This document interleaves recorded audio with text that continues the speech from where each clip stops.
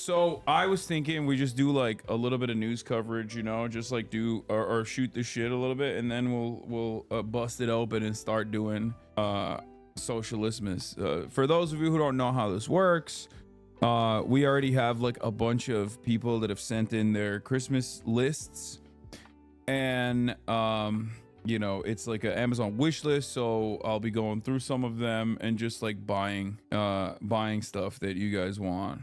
That's what we're doing. Sick. Are you rich? Yes. Nice. Yeah. Hell yeah. If you didn't know. So that's what we're gonna do. We'll even change into our Santa fits as well in a second. But before I do that, we have an employed lawyer in the building. Ooh. Well, aren't you employed Yeah. now? Yeah, I am. No longer an unemployed lawyer. An employed lawyer. I have a job now. He passed the bar in the state of New York, and we could talk a little bit about Luigi Mangione. I thought. Oh, sure, yeah. The people's champion, the people's sweetheart as well. As a matter of fact, he had his first court appearance the other day, and some people are very excited about him, and others are very upset that he exists. And you know, he did this deed allegedly. I haven't seen any evidence. I don't know. Have you seen the evidence? No, I mean, it's pretty light. It's a light case. It's like, first of all, a lot of the forensic stuff that they talk about, like fingerprints, it's not an exact science. It's not. It's not. Many people act like I it's feel just, like you're joking around. But it's not an exact science at all. I know it's not an exact science. People. First of all, a lot of people travel through that area. Midtown Manhattan. Yeah, Ran that's through. like. Do you know how many fucking? Do you know how many fucking people are gonna be passing through that area? There's just like so polluted. Like anything that you find, any fingerprints supposedly you find on scene are gonna be, could be any number of different people. And also Italians. Yeah, which all famously have the same. Similar. Yeah, they have possibly. Italians. Fun fact: people don't know this. Italians all have the same fingerprint usually, like so similar that it really I believe it. messes up in the forensic. Is this how you're going to be advocating for your client? Show me evidence that says that's not the case. Well, I think probably the most interesting thing that's happened so far, in my opinion, is that in the complaint they don't use that they don't use like the primary image that they had when they like were first circulating the images. They use, you know, the one where it looks like the jacket kind of looks black and it's like a top down image. It was like the first image that came out of him. Yeah, where That's his not- face is not seen at all. Yeah, but they use every other image that they circulated in the news, but not that one. And I feel like that image doesn't really totally look like him. The other ones maybe look a little more like him. Yeah, I don't know. CIA Patsy. I don't believe that, but Hey, anything's possible. There's a lot of people who believe that. There's a lot of people who believe that it's a CIA patsy. There's a lot of people who believe that there's like a vast surveillance apparatus and there was parallel construction on how they apprehended him. I don't even believe that. I think a lot of the narratives, like if we're gonna be for real, I think a lot of the narratives that have come out on the story are probably not untrue. Does that make sense? Where I think that there probably was a McDonald's employee that snitched. It was a big story for the day, for the week. I don't know. Like, I mean, is there a massive web of surveillance in this country? Absolutely. But I think it's incredibly difficult to like comb through terabytes and terabytes of data. And I don't think artificial intelligence is as like good as the way that people think it is to directly figure out the movements of any individual. He's just reading this off of a notepad that you have that has all these talking points on it. It's funny that you're saying that. Does it sound that convincing? No. That's cool. But yeah, I don't think that we're there yet with artificial intelligence and surveillance tech. Like, it's not Minority Report, you know what I mean? Where they're like, we found a guy, like here's a direct match of who we think the suspect is, and then this is like the route that he traveled through. Like, I don't think it's I just don't think it is that good. I think the stuff is powerful that they have, but it's more powerful in terms of finding people to pin things on. And I mean, obviously in the case of Luigi, there's a lot of evidence pointing in his direction, but in general, you know, the kind of technology you're talking about, like geofencing data that Google uses when they comply with search warrant requests, and they give like an anonymized list of all the people that were in a certain area to law enforcement when they're trying to like narrow down a search. That stuff can pin things on people who had nothing to do with a situation. So it's like, in general, dangerous. Okay, I like think the data is dangerous. I think artificial intelligence is only something that you can utilize when you don't actually have to like find like pinpoint with 100% accuracy a person. I think artificial intelligence is good at creating lists of people, lists of targets, lists of priorities that are not supposed to be correct. Like Lavender is the one I use as an example. The Lavender AI targeting system that Israel uses is obviously going to churn out targets at a much faster clip in comparison to human beings, because human beings are not able to process that much data with that much speed.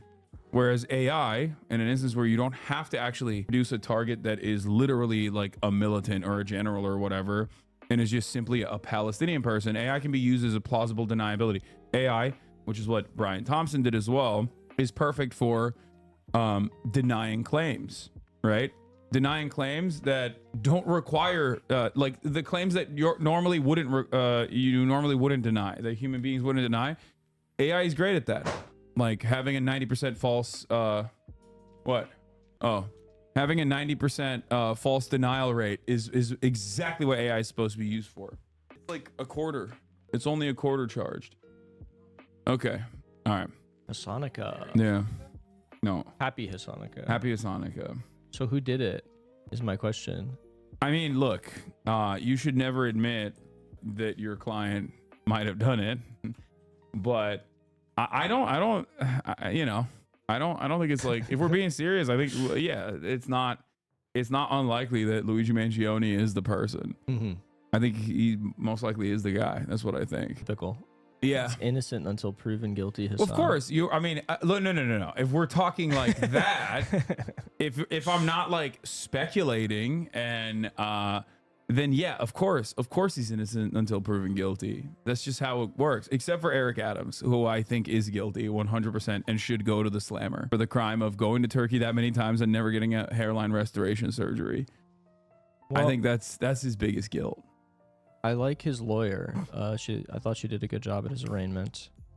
Yeah, and this she seems cool. Yeah, they were dressed up. They were wearing the same shit. They were matching. That goes pretty hard. Yeah. I also you see the Jack Ruby thing. Oh yeah, I did. Dude, I'm genuinely worried at how many people are brain damaged. Like a little brain damaged. A lot brain damaged. Well, people were tagging me and stuff saying that the reason they charged him with terrorism was so that they could give him a military tribunal and not have a jury, and like people actually thought that was real. Just like a random person said it on TikTok. So that's not the case, just to be clear. That's not happening, very obviously. A New York jury will gladly convict Luigi Mangione of that. Like, I think it is more likely than not that I mean, I don't want him to get convicted of this thing, but you don't think that there is listen, there's an instant. Here's the thing. You don't think jury nullification? Listen, okay. The thing is, when the people are sitting there, whoever is on that jury, there's going to be immense pressure for a conviction from the prosecutor. Don't puss. Why are you putting this up? I don't know. Someone sent it to me. Don't do this. Why is your foot? It's just in there. Why is everybody focusing on that? Why'd you post feet? Look at how much of the rest of the image there is. It's so little feet. That's you posted feet. And your feet's hairy like mine. All right, get it off. Get it off the screen. Why are you going into it? I don't know. I don't know what's going on. No, don't zoom in. I don't know what's happening. I'm not doing this. I don't know what's going on. This one needs to be trimmed. All right, can you take them off? I'll get a pedicure. You can get me that for Hanukkah. Can you take it off the screen? The grippers. Take it off. It's been on for so long. The dogs are barking. This is like Chatter's monitors are burned with this image now. I'm gonna switch away and it's still gonna stay there. I'm not on WikiFeet. Oh, this was your attempt. No, I'm not. I don't want to be on WikiFeet. Oh, you want to be on WikiFeet? No, I don't want to be on WikiFeet, but it seems like you wanted to be on WikiFeet. I do not want to be on WikiFeet because I can't. What if they put me on there and they give me a bad rating? They give me 1-star feed. Nah, those dude. from what I understand, foot fetishes are so thirsty that they like when they see feet, they're like, oh, this is a 10 out of 10. No, they only like very tiny feet and really big feet. I kind of have like medium feet. What do you? Wait, oh, they like big feet or tiny feet? They like both of them. They like extremes. They like so you're tiny saying you have the or most big normal feet. foot. I just have like a normal foot. Yeah, It's not exciting. you're really trying to. I'm not trying to get on Wiki You're feet. really- Sorry that I just know this. Ay. Stinking. Oh, she's farting up a goddamn storm. I might stop giving her one of her drugs. Oh my god. It's really bad. Holy shit. Ugh, it's in my mouth. Oh god. Oh god. It's really bad. It is. What did really, she eat? She doesn't even eat that much. It's one of the. She gets like 3 different drugs. She gets like gabapentin Oh hell yeah. and a bunch of other stuff like. And one of the drugs I think she gets makes her. It's real bad. Anyway, oh god, with the foot and the fart stink, it's like it's triggering olfactory cues as well. Oh my god. So, Wait, but Can the you jury give- don't. can you give context about how a case might be deemed a mistrial or thrown out? I see people talking about his lawyer setting the ground for that. How does that work? How I could think that what happen? she's saying right now is more about appeal than anything that's actually going to happen in the trial itself. There's an immense interest in the state to move this case forward, so I don't think you're going to see something like that happen. But in his appeals upon conviction, absolutely it will play a factor. Obviously, Eric Adams coming to the perp walk is crazy. His lawyer brought this up at his arraignment. You know, it's highly prejudicial to him, the mayor of New York City, even if you don't take Eric Adams seriously, the mayor of New York City being there. The democratically elected mayor of New York City. And, you know, saying that he is the guy, like unequivocally. I came to, you know, look him in the eye, whatever Eric Adams said to say, not my city, or like whatever, like he's a Batman villain.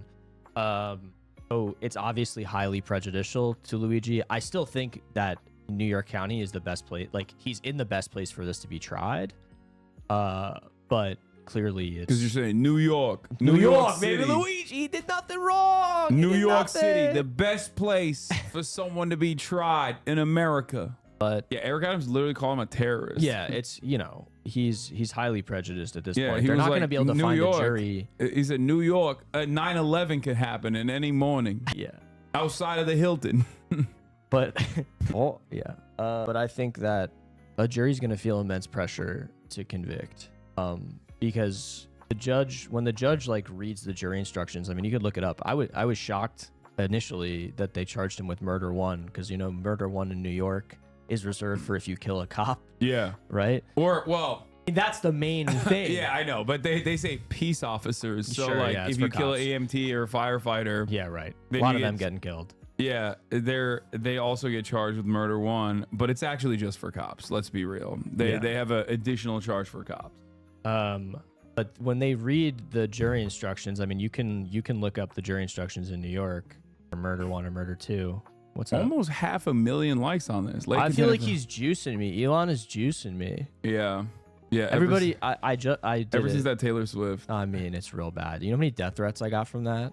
that's awesome. I just want to say I've only ever been doxxed by, not Nazis? saying they're the same, okay? Nazis, But I've only ever been Taylor's- doxxed by Swifties or Nazis. Those are the only people on the internet who have ever doxxed the my Taylor literal apartment. SS Swift Brigade. It's fucking crazy. And I own Folklore on vinyl. Like, I'm not against. I like some of her music.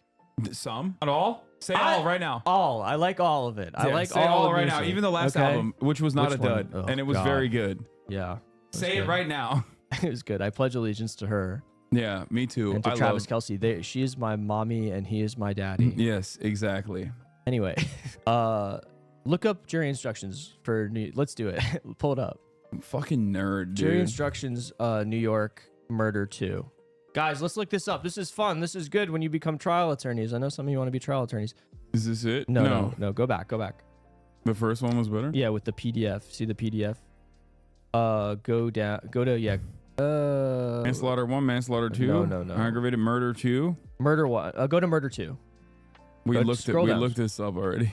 Oh, you did? Well, but read the instruction. PDF. Click the PDF. Murder of a peace officer and a police officer is separate. Intentional murder of first responders. Intentional murder Well, of just go to correction. murder 2. It doesn't matter which one. Just go to 2. Go to 2. Murder Scroll- 2? Yeah. Go to intentional homicide. Go to the PDF. Murder 2. You do. Okay, so then go down a little bit. So see where it says that the last two sentences of that. If you find that people have proven beyond a reasonable doubt both of these elements, you must find the defendant guilty of this crime. If you find that people have not proven, you must find the defendant not guilty. So when they hear those words, when a juror hears a judge say to them, you must find the defendant guilty of this crime, and those are the last kind of things they hear before they go into deliberations, that's a really strong impact. You know, I mean, like a defense attorney worth their salt can go up there during their closing and give their whole speech and their spiel, blah, blah, blah. And they can say, you know, it's not up to the judge. It's not up to the prosecutor. It's not up to me. It's up to you. You're the fact finder. You make the choice. But they can't literally say, you guys don't have to do this. It's jury nullification. They can't say that shit. Yeah. So there's an intense pressure. It's, you know, if you've ever gotten, you know, had been in a situation where cops are questioning you, those situations can become really intense. People become scared. Same thing with the judge. There's a tremendous amount of power there, sitting in that chair in the robes, blah, blah, blah. Anyway, so I think you should buy a big billboard in New York City that is like jury nullification. That's what you should do. Wait, wouldn't that also wouldn't I get in trouble for that? No, it's just educational. You can. I don't think any ad agency would allow. Why not? I don't think ad agencies would allow that. Well, you could get one of those like harassing trucks that they use to go harass. No, people. you can only do that if you're like, you can only do that if you're doxing with the intent of murdering like a non-binary English major who said Israel is mean. Good point. You're not allowed to do that for anything else. You can only do that for one thing and one thing only. And virtually no one in the media writes about it. They don't talk about it. They don't think it's weird at all, which to me is so insane. You do that for anything else, there would be like New York Times editorials from Bret Stephens being like, what have we become as a society? Really? Is this truly the way? Is this truly the way to operate? Hamas Piker. Yeah. Well, you guys know about jury nullification. I could rent a plane to write a sky message. Yeah, do that. That would be sick. Which is funny. On the first day. Yeah. I could rent a plane to write a sky message, which ironically enough, Turkish people in New York have done that. And it actually was brought up in the Eric Adams case where they bought one of those sky messages to say the Armenian genocide didn't happen. They flew it over New York. He's the king. Yeah. Oh, so that's not the it's not the last time Turks have bought planes to fly over New York. That made it seem like they did 9/11. Turkey did not do 9/11. Okay. What do you know? I don't. Okay, I was just dancing. It's fine. I had a Zumba class. It's normal to be dancing on the rooftops. It's not weird. I happen to be dancing on a New Jersey rooftop. Yes. On 9/11. But I wasn't dancing as a celebration. I was going, oh no, this is horrifying. But also at the same time, I paid for the Zumba lesson, so I have to do the dance. It was one of those like weird situations. You know what I mean? Sure. Yeah. Did Zumba even exist in 2001? I don't know. I was dancing, but in mourning. I was dancing like you were letting out the negative energy. I was dancing like the we will never dance. We will dance again, people. Like that's how I was dancing. I was dancing in mourning, if that makes sense. In the moment. Oh my God, Kaya. Oh, she is not stopping. Really bad. I might actually have to move her away from here. Bubba! My Wikipedia says Zumba was founded in 2001. Wow. Yeah, there you go. You were in the first Zumba class. Yeah, I was. That happened to be on 9/11. Yeah, it's September 11, 2001 was when crazy. Zumba was invented. Okay. FDA has classified meat consumption on the same tier as alcohol and tobacco, and you still feed it to your kids? What? Also, maybe I need to pick my battles better. Nah, I don't think so. 55-month subscriber chose the morning of Christmas to come in here and deliver this important message. Anyway, so you think Luigi Mangione didn't do it, and he's a patsy? Like, is this lawyer speak or is this like what actual do I actually speculation? think? No, I mean I don't know. Anything's possible. Go over there. Oh God, famous vegan chatter. I don't really understand some of the things that happened in terms of the stuff they found on him. He did say that there was money placed in his bag, like foreign currency. Sure. Because they said that when they found him in his bag, he had like foreign currency as well. Mm-hmm. He's like, I don't have that shit. Yeah. So I don't know. I think this will be a crazy trial. I am sort of concerned for his safety because it feels like when this finally does go to trial, it's going to be such a spectacle. I mean, it's already been such a spectacle. Like, yeah. I mean, the conversation is not really beneficial for people with tremendous influence and power. People like Hassan Piker. Yeah. I've been terrified as a CEO, of a for-profit healthcare insurance company. Times have been very tough. Did you call the hotline? I did. The Hochul hotline? I did call the Hochul hotline and I said, I am afraid. What do I do? Luckily, they immediately came and killed the DoorDash driver that was outside my door. He was delivering me snacks that I had ordered on Christmas Eve, which I did not tip because he scared me because he knocked on my door. And luckily they dealt with him by evaporating him immediately because I was fearful as a CEO of a for-profit healthcare company. So, things are working well in New York. Things are working well for those in power, like me, a for-profit healthcare insurance company. What about you? You're employed now, so you're basically I have a new job. I have a new job. You're a part of the labor aristocracy. So that's right. Yeah, I'm the landed. So you are basically a landlord, but in the that's right. Yeah. in the labor form in comparison to the global South. So. True. Yeah. So yeah, technically, you're also. Are you afraid? No, I'm not afraid because. So what compelled you to post this then? Because I thought people asked me to post it. So I did for them. I did for the people. Okay. Lots of people were asking about it. Can you read this? I don't really want to. No, just give it a whirl. Just give it a spin. Here comes Santa Claus. Oh, wait, it's like the song. Here comes Santa Claus. Here comes Santa Claus. Right down slutty girl lane. Stop! Is your daddy not giving you enough cummies? Hold up, ho. It's cummy season. Push that daddy to the side and let a new father in your chimney. Father Christmas, the king of cummies. That's right. He's been making little girls squishy for centuries. Oh. Don't mind the old saying, he only makes the naughtiest girls squishy. So send this to all the nastiest girls you know and share those cummies. Get 0 back and you're a basic comb slinging bitch. Get 5 back and you get eaten like cookies and slurped like milk. Get 10 back and Santa's big cock will grow 3 sizes inside of you. Get 15 back and you become Mrs. Claus and get yummy nummy squishy cummies until next Christmas.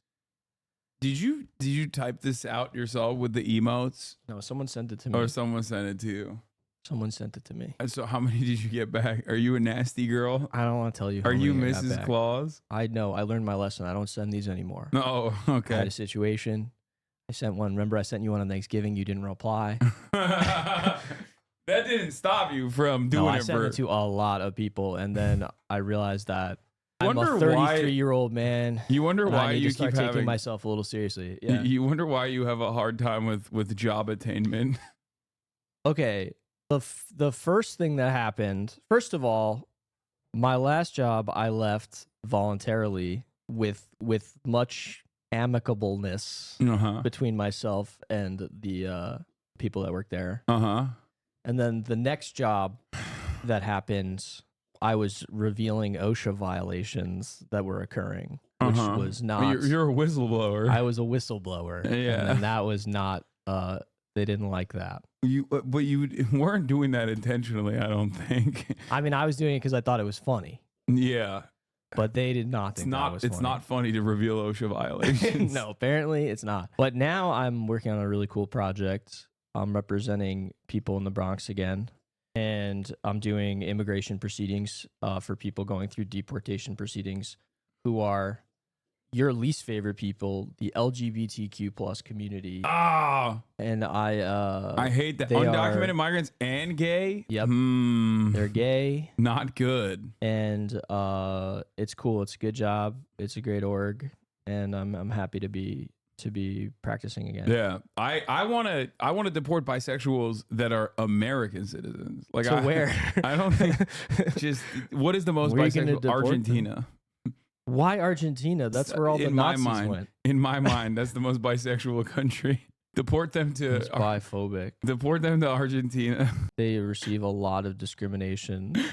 All the bisexuals receive is discrimination. every Well, day here for sure. This is across the country. This is a bi invisibility broadcast where we advocate for bi invisibility. And the only time where there's bi visibility is when I'm talking about Kirsten Cinema. Queen. She's such an important voice. Yeah. The queen of the bisexuals.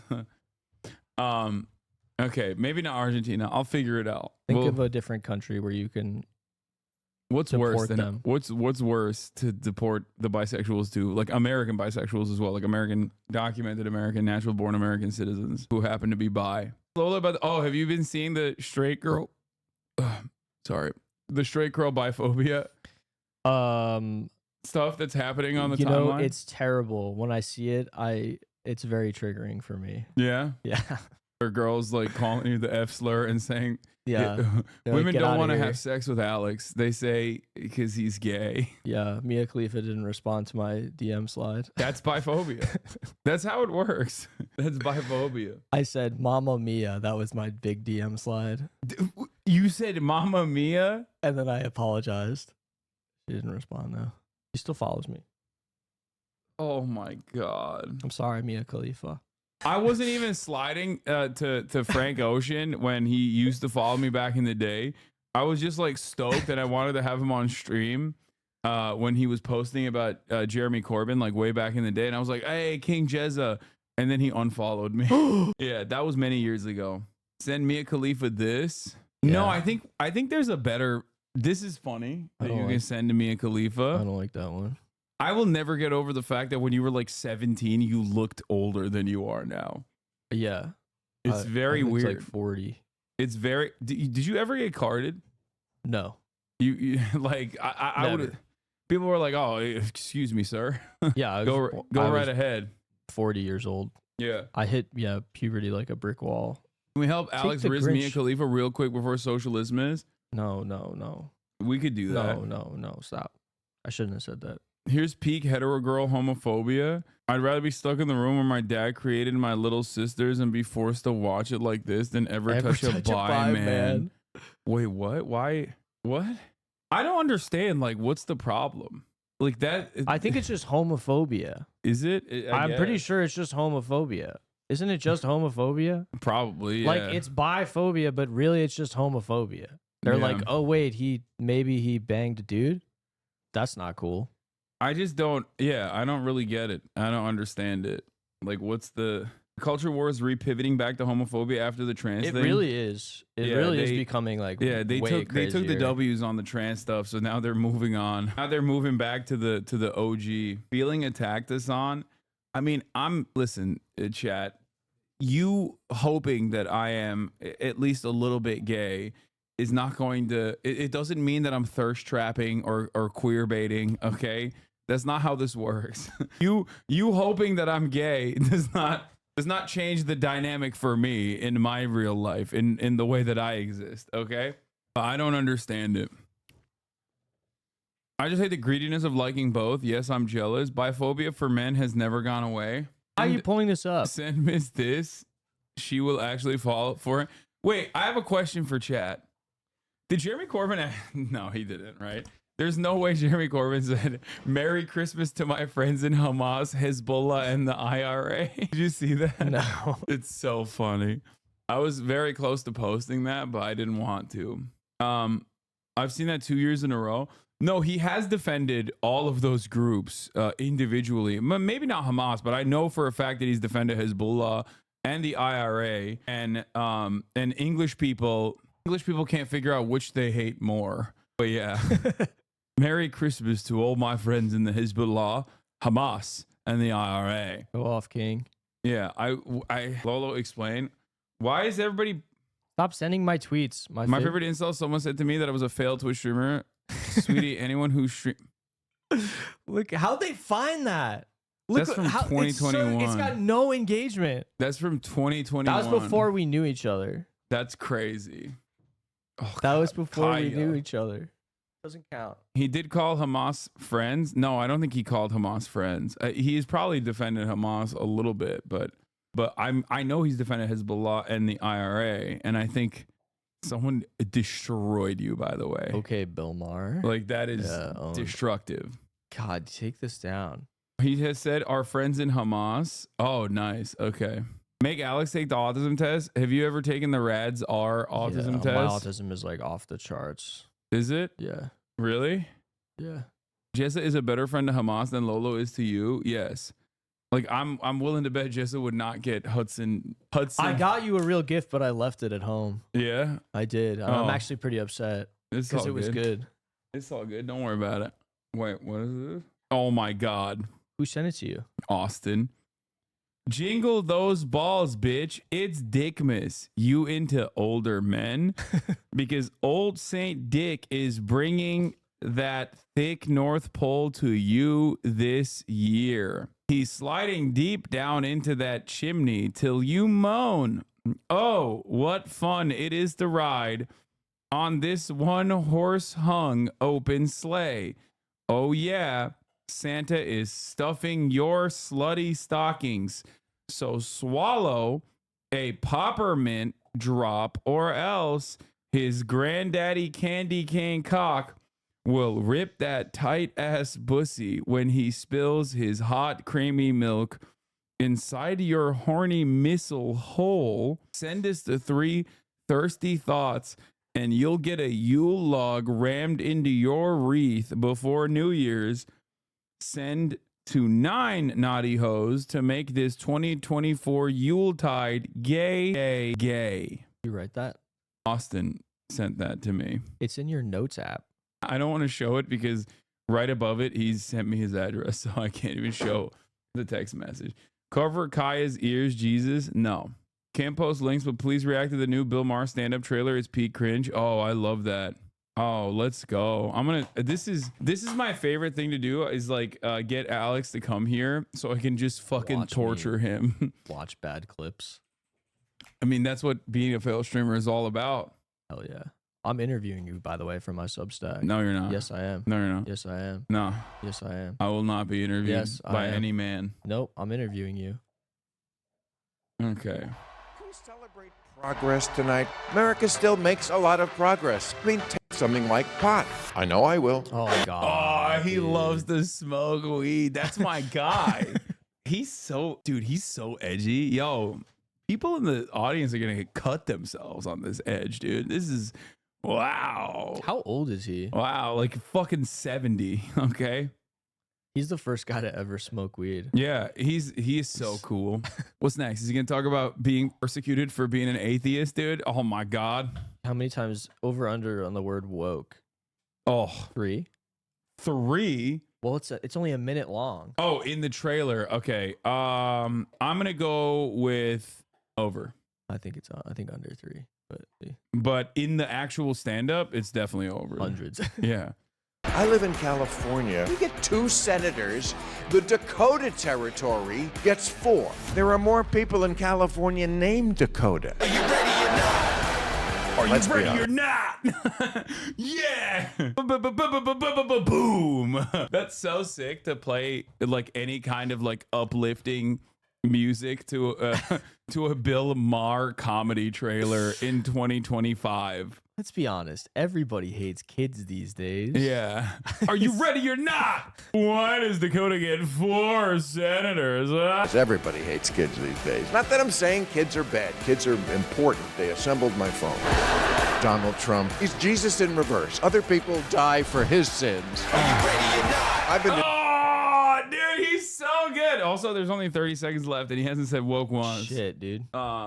Is chewing something from the tree? No, she's not. It's a good sizzle reel. States where the Republican ads. They don't even mention policy. It's just a guy with a gun and a truck with a gun, truck, gun. Me like these things you like. Vote me. Oh, he's so This good. is really bad. An absolute masterclass, dude. An absolute masterclass in comedy. Oh, God. He's so fucking good. Do you see what I'm talking about with the crazy?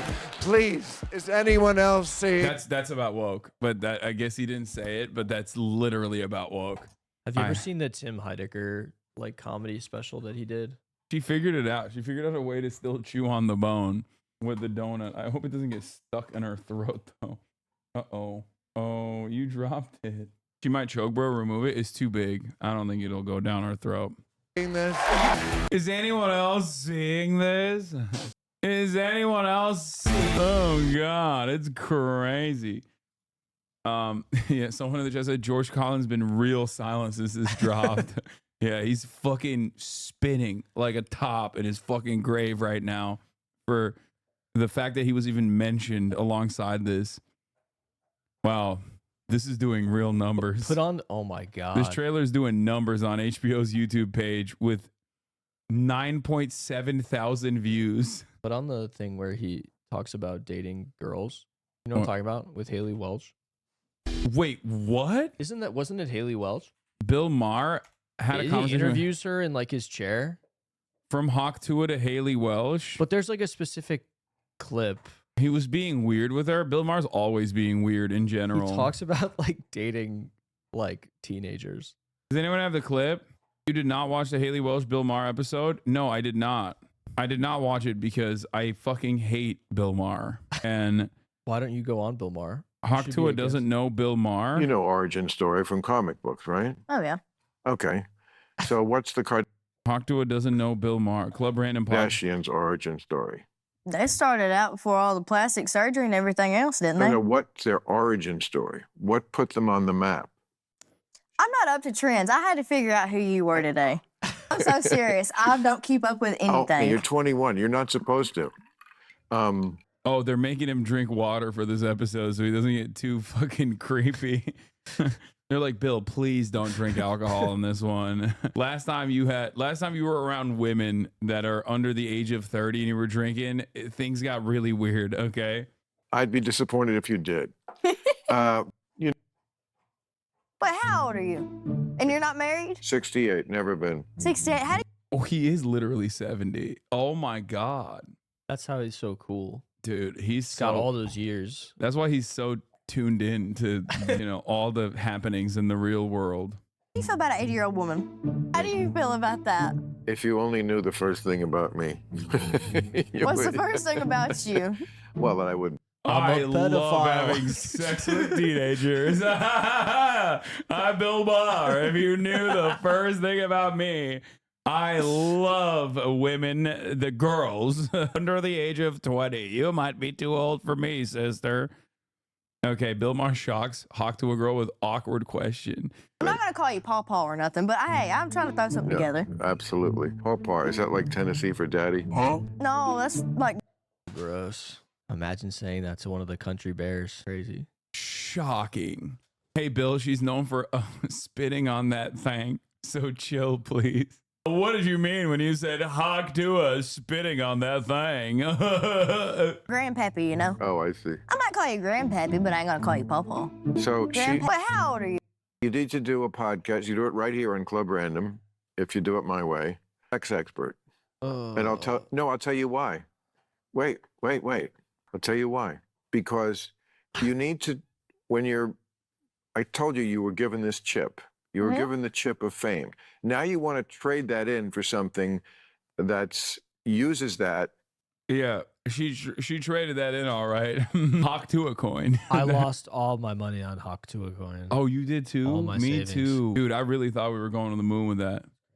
I never thought that the Hawk Tua girl spit on that thing would fuck me over. I really thought that was the one because it was on the chain. Yeah. So you can track it. Yeah. I never thought that this would be a rug pull.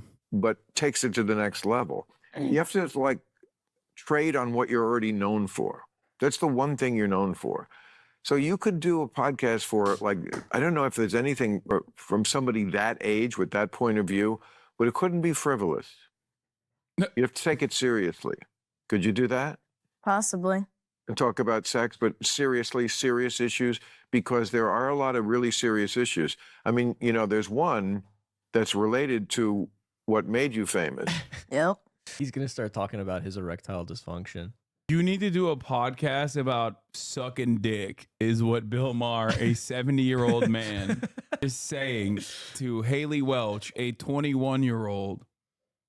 Come on, fellatio, am I right? What am I going to say? You have no idea what I'm going to say. I don't know. I don't know where this is going. I'm kind of Okay, I'm going to nervous. tell you where it's going. You learned that thing about spitting from porn. That's where that came. What? You did. Maybe not directly, but trust me, like that, the idea of spitting. Oh, just turn enough. First of all, it's Enough. gross. It's I can't, it's just We need more. We need more. We need more. We need so much more. no, turn it Yes. off. I can't listen to him talking about spitting on a Yeah, dick Felix anymore. was right. This is the most avant-garde podcast. this is podcasting, okay? This is the next step in podcasting. This is where the world was headed towards. We need more creepy 70-year-old men in Hollywood just being ruthlessly creepy, completely unaware of how creepy they're being on their own podcast to young girls. It's not necessary. It never existed before porn. Do you know that? Do you realize that? Yeah. And porn That's- is not how- benign. That's also what? not What true. the fuck are you talking about, dude? I saw some shit about like a ancient Peruvian tribe that literally had like sex dolls that they like clay that they would make, and they would show like all these crazy sex acts, and one of them was like a dude sucking off another dude that they made out of like clay. Sick. Yeah. I'm just saying, it's been around.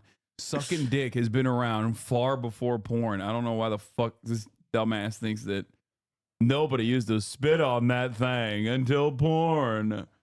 It is not. And it has warped the minds of the kids in your generation, especially the guys. Oh, yeah, this is what I was thinking of, yeah. The Mocha were a mysterious civilization who ruled the northern coast of Peru beginning 2,000 years ago. The Mocha lacked written language, but were incredibly skilled in pottery and ceramics, which they used to communicate ideas and express. Now, anything that's this long on Twitter, I immediately assume is fake. It was probably written by ChatGPT. Yeah. But yeah, it turns out they were spitting on that thing 2,000 years ago. Hell yeah. Stop saying TOS, chat. What the fuck are you talking about? I'm not going to get fucking banned for showing you ancient Peruvian clay. I've been to the museum that has those sculptures in Lima, Peru. Yeah. That dude is packing, by the way. He's got a fucking slammer. He's got a dick body to body ratio. Yeah, it's huge. his dick is like the size of his own body. Crazy. Anyway, there are animals that spit on it. This guy doesn't know shit. Okay, now I feel like Bill Maher vindicated, because it seems like there is a lot to the spitting on that thing. There's archaeological discoveries that you could make.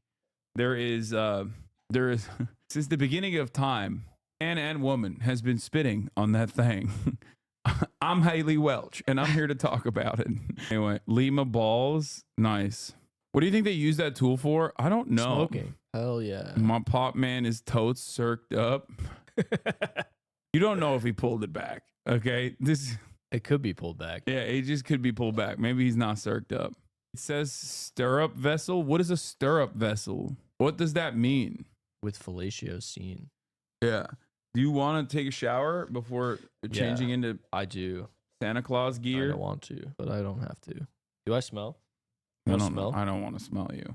You just there's already there is already too many smells in this room because of Kaya's relentless farting.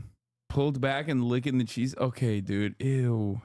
It's Christmas, man. It's Christmas. Everybody calm down a little bit, please. For the love of Christ, for Jesus Christ. Bring Jesus Christ into your hearts.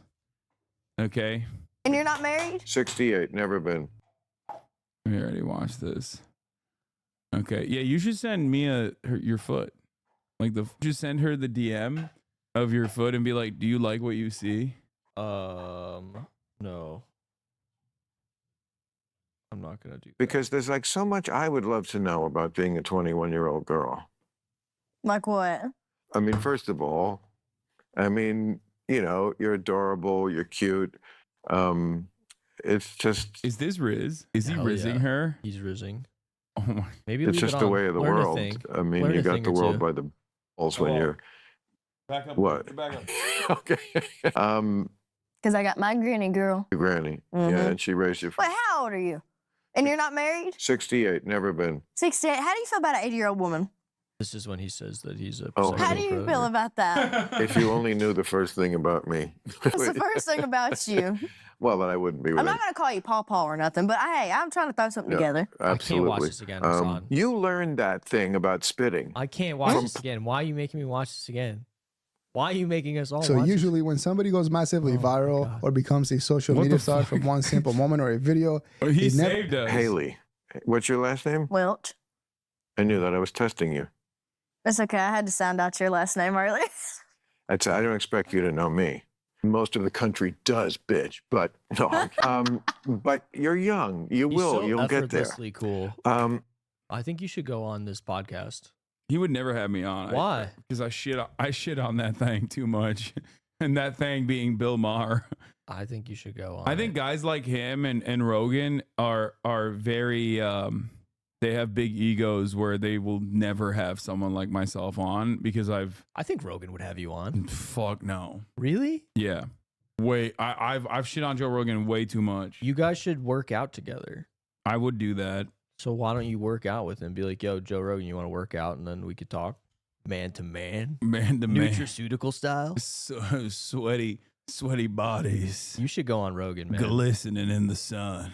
Working out, taking on its supplements, using kettlebells with faces on them, putting it up and down, kicks like machine guns.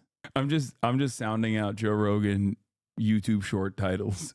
Joe Rogan kicks bag. Kicks sound like machine guns. Take some Alpha Brain, some nootropics. Get freaky with it. Make Jamie look that shit up, but you don't have to look nothing up, Joe. I'll take everything you said. I'll take everything you said at face value. Make it seem like you're right. No? Get real gay with it. Have you ever actually tried to get on Rogan's pod? No.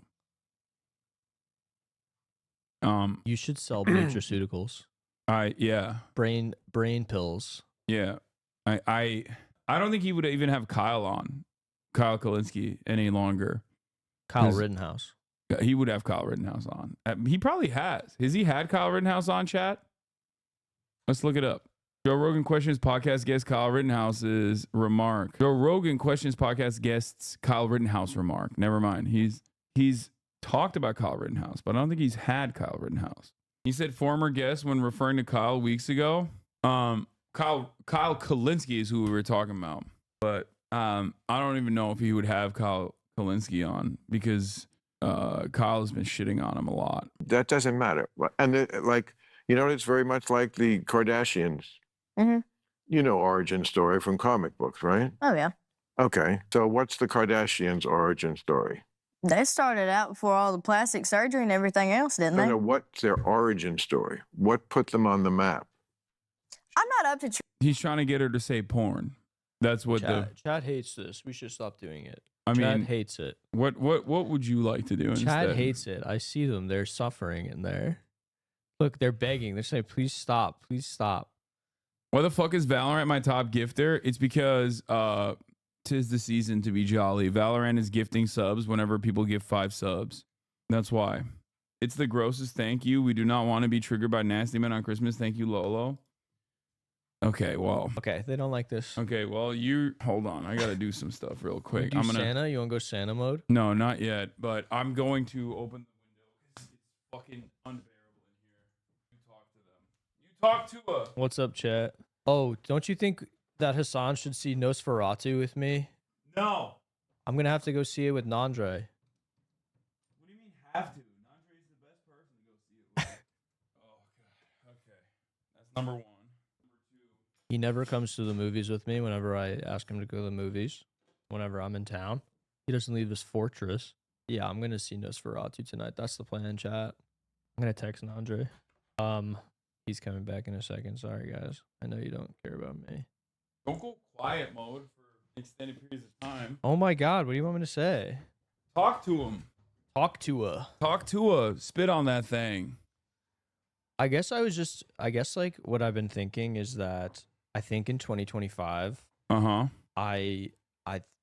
think I'm gonna like maybe take the year off of like doing social media stuff at all. Don't laugh, you dick.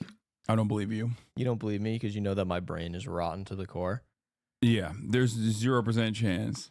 There is 0% chance that you will take off social media. Are you kidding me? You've literally lost jobs because of how much you love posting. It's true. The amount of dedication you have for posting, it's the thing that you're the most dedicated to. It's actually very true. Zaza Demon, thank you for the 521 gift to subs. Lolo looking for a job? No, I have a job. He has a job already. He got a job. Well, I've been focusing on my writing. I started a Substack back in June, and I've been writing on that almost every week, and it's been pretty good. Like, people like it. I'm sure that there are some people here that read it. For the past couple months. Oh, this is me. The dumbest legal defense and conspiracy theory I've ever heard by Wendigoon. Should we do that? Lawyer reacts. Lawyer reacts. Public defender reacts to Wendigoon video about the dumbest legal theory in defense. Let's see it. Your TikTok and YouTube feed has been nothing but recordings of court cases for some reason, then you've probably come across something known as a sovereign citizen. A sovereign citizen, for those of you that don't know, in very diluted terms. It's really fantastic. They think that they're like modern mages. They think that if they say the right words, right? Yeah, if they think they say the right words, like automatically you'll just like not be prosecuted. I've never represented a sovereign citizen, but because they represent themselves. But I have seen them in court a couple times. And one time they actually had to bring in like all the court officers and like the white shirts who are like the captains or whatever, because the guy was like freaking out because he didn't accept the jurisdiction of the judge in the courtroom. It was pretty sick, honestly. So nothing but respect. You saw someone say, "I challenge the jurisdiction of this court. Yeah, I can only be tried in an Admiral Maritime court." Yeah, he said shit like that. He was kind of saying like, you do not have domain over my body, like the person of my body or something. They say crazy shit that doesn't make any sense. No, that's like ancient text, dude. That's magic. Yeah. You do not understand. Never mind. I'm actually, I'm a fucking idiot. What did you go to fucking law school? Gay. You don't understand the law, dude. That's not the true law. They went to a very different law school. The school of hard knocks. Yeah, exactly. They learned in the streets. They're fucking amazing. Is someone who believes they do not have to abide by the rules of the country that they live in because they themselves are not a member of the country they live in and instead are just these lonely vagrants who exist to walk across the earth or something. What that tends to mean in practice is sovereign citizens get into all kinds of hijinks with anything that involves a court case or a police officer or authority in general. So if you're also like me, you've probably been watching these guys and wondering, where do they get all this? Like if you listen to the phrases that a lot of them repeat, sure, it may sound crazy, but there is a methodology to it. A lot of them will use the same terms and tactics and seem to follow a similar curriculum to get out of trouble. So I made the foolish mistake of finding out what these sovereign citizens are all about. And I came across not only a group of people who don't like the cops very much, but a group of people who have their own conspiracy theories, understanding of history, and in some cases, religion. And it was all way too weird to not talk about, so that's what I'm going to do today. I'm going to talk about the history of sovereign citizens, primarily in the United States, but some of their effects in other countries as well. We're going to talk about their weird and wacky version of American history, some of their more outlandish conspiracy theories, why they think that can get them out of legal settings, and sadly, some real-world tragedies that have resulted because of their beliefs. A couple things I want to mention really quick before we I don't think they can get out of any legal settings. I've never seen a sovereign citizen successfully evade law enforcement by. They just get tased. Yeah, they almost always get their ass beat. Like, I mean, it's kind of funny. It's a very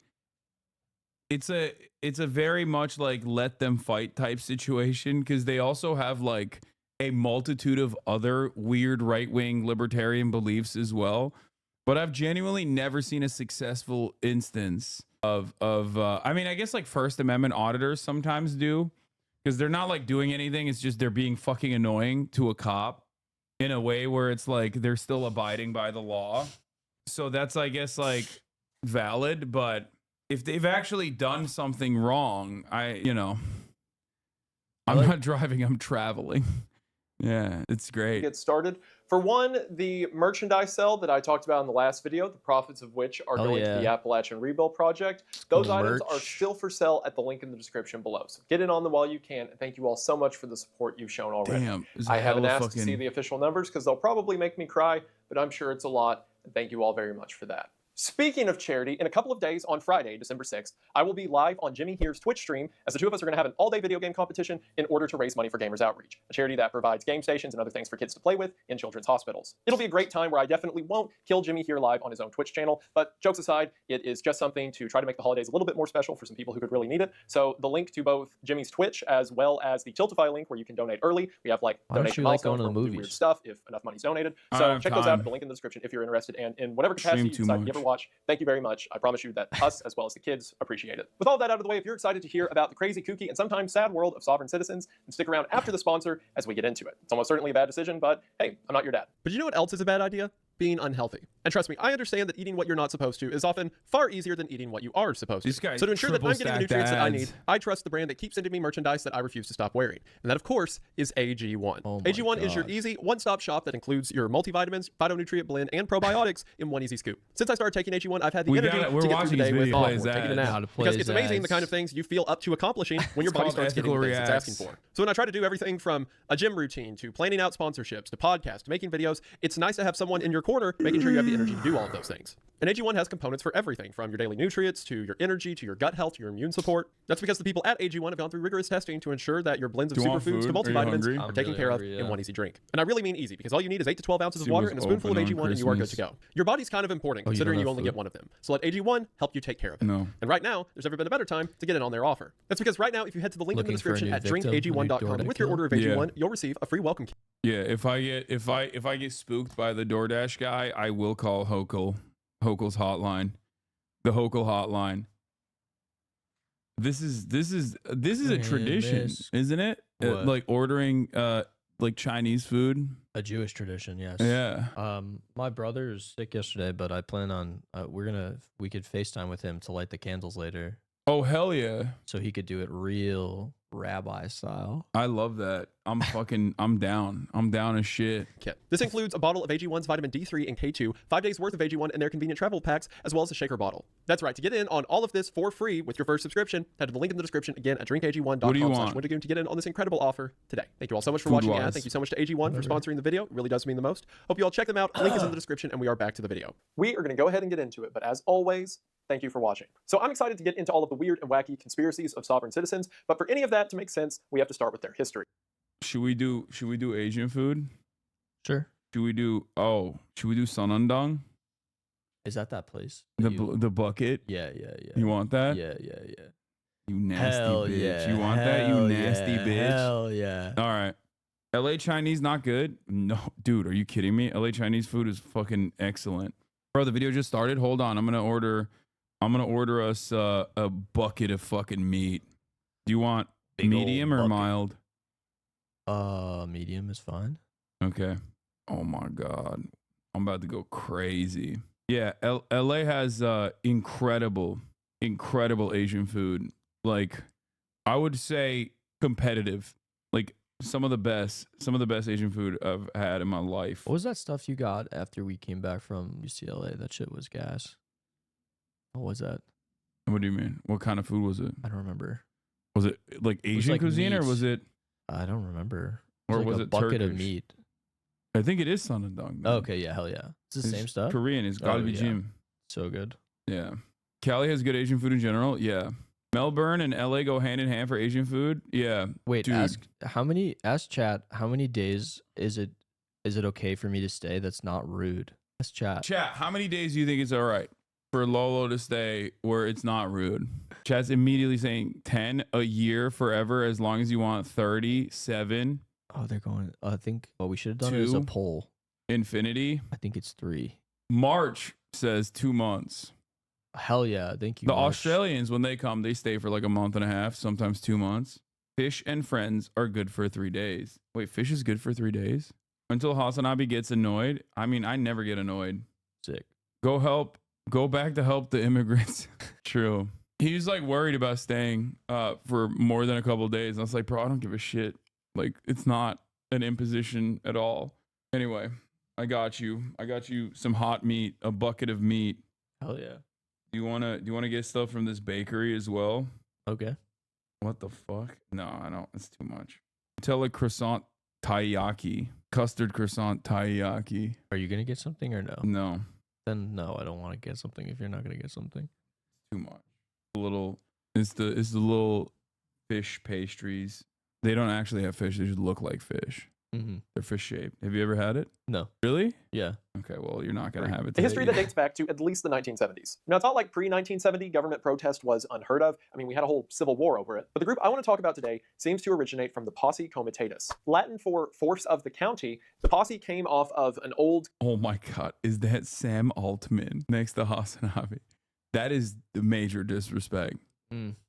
It's anti-Semitic as well. Did you see that tweet where someone was like, you know shit's serious when they bring out the twink to make a announcement, and then Sam Altman replied to it and was like, what are you saying? Low-key kind of anti-Semitic? Yeah, it is. All right, Posse Comitatus. Kind of frontiers. What's the validity for this, sir? You're the lawyer. Or did you just look up what Sam Altman looks like real quick? You don't know what he looks like? No. He's the fucking AI guy. Why? I don't have a picture of He's the AI twink. him in my phone. Idea that sheriffs had the right to create posses in order to enact frontier justice when the need would arise. Hell Well, around yeah. 1971, groups in the United States began to use that name in order to do things that weren't exactly frontier justice. Most of the founders of the posse seem to originate from something known as the Christian Identity Movement. The Christian Identity That's Movement is probably a far-right fine, group right? that began to pop up after World War II in the United Oh, States. no. Actively believes Oh, the no, Jews as it's we know them not. today are not the actual chosen people or Israel. Oops. Why are you backing away? This is the anti-Semite of the year, dude. What are you talking about? They're gonna win. I lost to Candace Owens. What? Yeah, she won because they have a track record over there of only picking people of color. Whoa. Usually just women of color. The only year where they like actually chose an anti-Semite was this year and 2 years ago when they chose Kanye. Whoa. Every other year, it's just been a woman of color who is not an anti-Semite at all. So what, you think that a woman of color can't do the job, Hassan? Yeah, no, I Can't think, be you know, anti-Semite women of of the color year? can be very anti-Semitic, as evidenced by Candace Owens. But I think the Long Island woman who runs that account got so horny to what? This looks familiar. But I think, don't you have a frame? You have a frame of this in your bathroom. I think. Alex, This stop! one. I Don't don't you? want to get fucking canceled. Yeah, when you were looking at that, how did you feel in the bathroom? You're like, oh, a fun painting. He must really like Jewish people. I just thought maybe one of your Jewish friends got it for you. Yeah. Israelites of God from the Old Testament, and instead, the true chosen people of God are white Europeans. Or in other words, history has been rewritten and hidden from us in order to hide the divinity of the holy white man. As you can imagine, this encourages not only a distrust of other ethnic groups, but a distrust of governments that are keeping all of this secret in the first place. One of these Christian identity members was a man named William Potter Gale. During World War II, Gale served as one of General MacArthur's personal staff, and after the war, became an Episcopalian minister. There are several Christian identity members who are credited with starting the Posse Comitatus, whatever, but Gale is often the one who is declared the founder of it. The main concept behind the posse is that there is no legitimate government beyond the county level. Again, going back to the Latin translation being force of the county. So because of that, the posse began to encourage its members to reject all forms of higher level government. So any government forms, things from driver's license to birth certificates to money and especially taxes, should be rejected. While this might have tipped a few heads in law enforcement at the time, the posse wasn't big enough to cause a nationwide panic, at least not yet. Gale was eventually arrested in 1987 over a whole host of tax-related crimes. That's going to be a common theme through this video. And then Gale would die a year later while in prison in 1988. Also, apparently he was Jewish, which, given the whole Christian identity thing, is kind of funny. The posse would get a lot of attention really quickly in 1983 thanks to one of their members named Gordon Call. Call seemed to be a posse member at heart before it was cool, because in 1967, he wrote a letter to the IRS where he called them, quote, the Synagogue of Satan. And then in 1975, after the posse got started up, he started the first chapter of the posse in the state of Texas. And only a year later, in 1976, made a television appearance. He also seems to be fascinated with Jewish people, like probably, you know, for no nefarious reasons. People just like the history. Yeah, that's why he's saying it's a synagogue of Satan. To talk about the posse, while conveniently leaving out all the racism stuff. And throughout all of his public speakings, he would always proudly announce that he does not pay any taxes, which led to 1 year later, in June of 1977, him being sentenced to 2 years for failure to file taxes. After getting out of jail, Call would leave the posse and join what was known as the township movement. And that's where I kind of start getting in the direction that will flow into where sovereign citizens wrap into all of this. Because if you're familiar with like modern sovereign citizens, you may be confused by how different it sounds to what I'm describing now. But don't worry, I'm painting a picture. We'll eventually get from here to a group of people in Massachusetts having to stand off with the police, declaring themselves to be Moroccan nationals who have a signed treaty from the government. I'm not kidding. Well, Call continued to be a part of various anti-government groups, and it was that is the most American thing, though. Like being an American immigrant and then adopting like the most white supremacist backed like far right anti-government initiatives and being like, nah, that's me. Of course you won't be treated in the same way as like the white guys did, but you know, it's cool. It's called assimilating. Yeah, cultural assimilation. So starting to raise suspicion with local authorities. That eventually led to a couple of U.S. Marshals tailing him to a posse meeting. Call may have no longer been a member of the posses or running a chapter, but he was still friends with them. The Marshals attempt to follow Call and make an arrest, but in the process, Call, along with the people he was traveling with, step out of the vehicles and shoot the officers to death. This sparked a massive manhunt to find Gordon Call as well as his accomplices, and became a huge story across national news stations. And naturally, people wanted to know what led to all of this happening in the first place, and that is where the posse comitatus first made its way into mainstream news cycles. So eventually the police found Gordon and killed him, and normally I would just leave it at that, but you have to hear how insane this was. Okay, so first of all, they find Call's address, and instead of, I don't know, seeing if he's even there, I'm just going to read off the Wikipedia, just for the sake of ease. Okay. Unaware that the farmhouse had been abandoned, the SWAT team fired hundreds of shots into the home, killing Call's dog, and saturated the house with tear gas. Yeah. That's what they did to a house he wasn't even in. You want to know what they did to a building he was in? So eventually the police track him down to a home he owns in Arkansas, and Sheriff Matthews as well as some deputies enter the house. They always live in houses that look like this, by the way. It's crazy. Matthews entered the kitchen and Call emerged from behind a refrigerator. The two men fired almost simultaneously. Call fired at least one round, which severely wounded Matthews in the heart, and Matthews fired a single .41 Magnum round from his 4-inch Smith & Wesson 57 revolver, which hit Call in the head and instantly killed him. Okay, so Call is dead here, right? Hall and Fitzpatrick, hearing the gunfire, fired several shotgun blasts inside the house, accidentally striking Matthews in the torso with buckshot. They're so excited to kill him, they shoot the sheriff on accident. Matthews managed to get to a police cruiser before he collapsed, and he gasped his last words, "I got him." Matthews would end up dying from this. But that's not all. After Matthews stumbled out of the house, a SWAT team, unaware that Call was dead, began firing thousands, not hundreds, not several hundred, thousands of rounds at the house, eventually setting it ablaze by pouring diesel fuel down the house's chimney. They can do that? They fired that. The house had to look like Swiss cheese at that point. It was just like the concept of a house. And then there's this movie called Joe, and it's kind of, I think it's from like 1970. It's sort of like the spiritual precursor to Taxi Driver. Schrader said that it like impacted his writing of Taxi Driver. And there's this whole scene where like the whole premise of the film is like this like dad like loses his job and he meets this guy at a bar, and then they hate hippies, and then at the end they like kill all these hippies, and he ends up, and I don't want to ruin the ending, but but it's like they just gun down like that, you know, it's just like they're shooting all these hippies. It's fucking sick. I don't know why I brought that up. Fucking sick. I don't know why I brought that up. I love the movies. I love the movies, guys. I love the movies.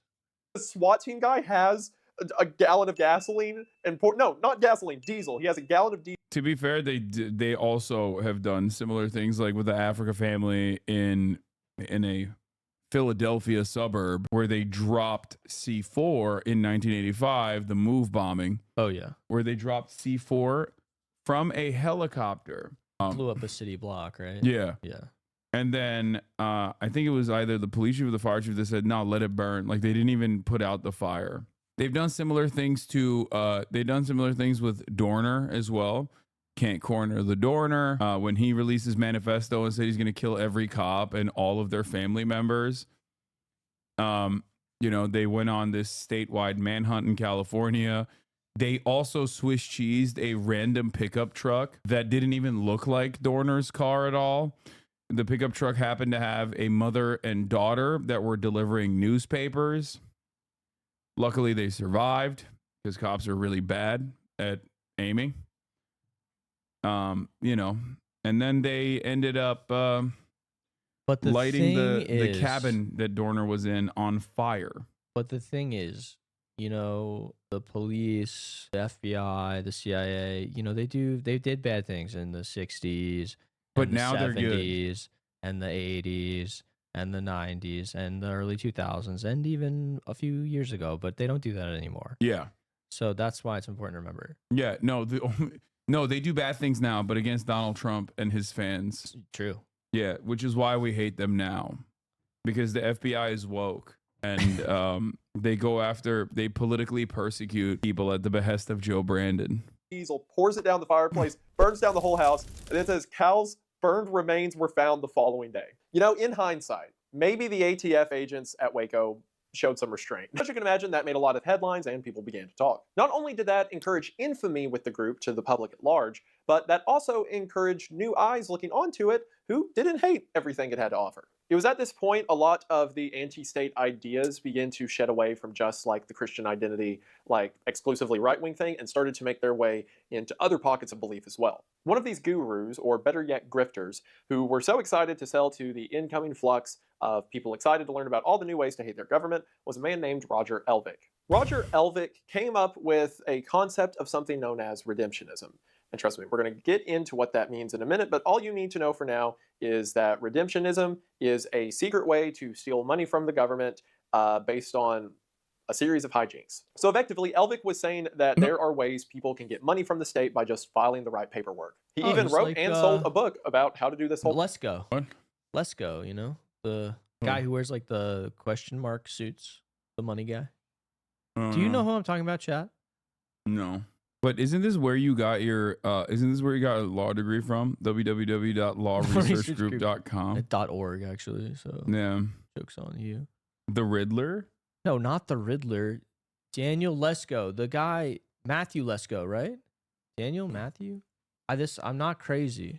Yeah, this guy. You know this guy? No. Oh, can you have him on stream? I love this guy. I fucking love this guy. This guy rules. How do you not know Matthew Lesko? Free money to pay your bills. Wait, pull up like one of his commercials.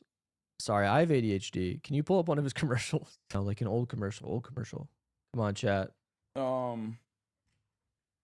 Free money from the government now? That's his whole thing. He likes help people navigate these things to help them get Do you know that Nike shoes, Apple Computer, and even H. Ross Perot have used government money programs to help make their millions, and you can too. I'm Matthew Lesko, and you probably see me on Oprah, Larry King, or Letterman talking about government money programs. Well, my new book shows you 15,000 programs you could use to change your life. You can get a better job, get an education, or start your own business.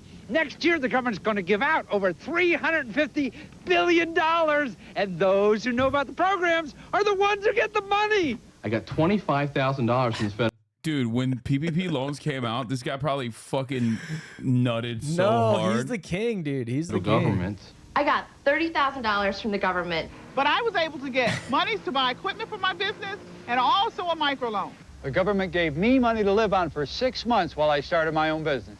Next year, over 1 million people are going to get money from the government to start or expand a business. 6 million people are going to get money from the government to go back to school. And 10 million people are going to get money to train for a new job. I want every taxpayer to know. This guy's kind of a socialist hero. He is. No, he's the fucking man. Yeah, I love Lesko. I was going to clown on him, but I feel like he identifies government grants. Like, it's not a bad thing. That there are government programs that give $100,000 to open up a coffee shop, $15,000 to write a novel, or $25,000 to start a business at home. They'll give you $9,000 to take a computer course, or get a GED or a PhD. They'll pay for child care, transportation, health care, while you train for a new job. If I could get $15,000 to go back to school, Any woman could do it. Doing what you want to do in life is like being on vacation every single day. Now here's your chance to get the government to pay for it. I've done all the running around for you and put it right here in one book. All you have to do is call. The call is free and the book is guaranteed. When he heard Kamala Harris say, I'm going to do $50,000 in tax credits to people that graduated from HBCUs that work and want to start up a business in impoverished neighborhoods, he probably lost his mind. He was like, everything that Kamala Harris is talking about is great. He wrote a whole new book about it. Yeah. So call me. You have nothing to lose and a whole new life to gain. You have nothing but to call 1-800-306-5200. That's 1-800-306-5200 for only $37.90. I'm confused. Isn't this exactly what you socialists want? Yeah, socialism is when government grant. Okay, let's process called the redemption package, which to this day is like the Magna Carta of sovereign citizens. And again, that's if even at the time they're not using the name sovereign citizens yet. At the time, Roger was the spokesman for a group called the Committee of States. But again, all of these kind of posse fractured groups have their own names that eventually reform into like sovereign citizen ideas. One of the things that Roger encouraged people to do was to pay for things through something called a sight draft. A sight draft is effectively a fake check that is made out of Roger's own company. As you can imagine, the government didn't like that, and Roger got arrested a lot. Between the 90s and 2000s, he served like over a decade in jail, as well as 9 months in a psych ward for reasons that will be... What I'm beginning to notice is that these guys are completely free of government scrutiny as long as they keep to like white supremacy, anti-Semitism, you know, instigating lynch mobs and the like against marginalized populations. But the moment that they try to get back money from the government's like, we are going to kill you. We're going to kill you dead. We are going to come after you and your family. Set your house on fire. We're with the utmost severity, okay? Like, most of these guys are like, yeah, we love Adolf Hitler and want to do Hitler stuff. And the government's like, okay, that's fine. They're just joshing. They're just playing around. But the moment they're like, I got $25 back from the government, I got a $5,000 tax reduction or something that I wasn't allowed to get, they're like, send the cops after him immediately. And then they, of course, kill the cop. And then after that, it's like, all right, time to fucking kill this guy and his whole family and his dog. Become very apparent shortly. So that whole detail about getting extra money by filing paperwork with the government kind of became the movement's whole thing. And not only getting money with paperwork, but being really annoying with paperwork. That's because groups like the Posse or the Committee of States or whatever began to engage in something known as paper terrorism. Paper terrorism is when you terrorize people with paper. Only brave statements on the Wendigoon channel. Paper terrorism is the act of targeting a person, an agency, or a business by overloading them in paperwork or filing paperwork in order to place them in trouble. Against individuals, this can be everything from taking out liens on their property or filing false tax claims against them. Things that the person probably wouldn't know about until they go to buy a house or something, and then, oh, look, someone's taking out a $2 million lien against your property. Oh, and with businesses and legal channels, this can just be filing for new motions and new steps to such a degree that it overflows the system, essentially meaning that nothing can be done. It was these kind of actions that would lead to what is not only probably the biggest event in like sovereign citizen history, but also the longest armed standoff in FBI history. And that is the Montana-Freeman standoff. So in the town of Jordan, Montana in the 1990s, there was a group of people who, again, under the whole township idea, which is basically just another name for everything we're talking about, a group of people started what they called the Justice Township. It started out with banks stating that several people were coming in complaining that they had sold something to a member of this Justice Township, and the check...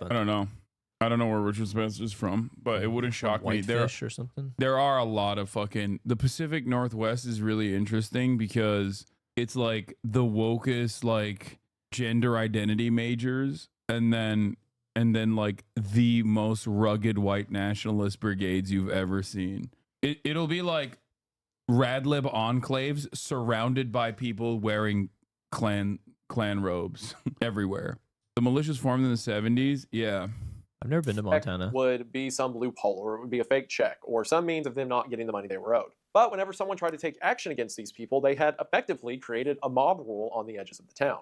They claim that they did not abide by any federal court and instead adhered to their common law and their rule of law, which I guess includes scamming people. This culminated in 1994 when the properties of one of the leaders of the group was to be foreclosed on, and the group simply decided that they were going to take over this small town.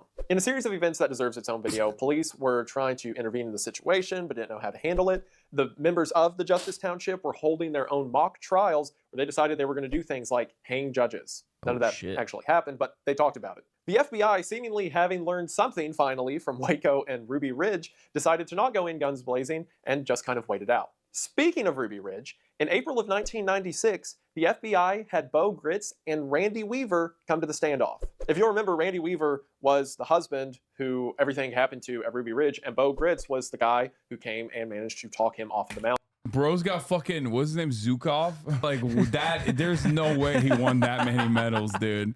That is like some fucking Stalin level medal shit right here. I've never seen Bo this. Gritz? That's crazy. There ain't no Go way. to his Wikipedia. What's his medal count? What the fuck? He bought those, like dude. He medals. bought those. That's crazy. Bo Gritz. Bo Gritz is a beautiful name. Yeah. He got 26 air medals. What the fuck? He played during Double XP. It's possible. The only time I've seen this many awards given to people is when you're like a fucking 19-year-old IDF guy. Okay. Like this guy, he was in the Vietnam War.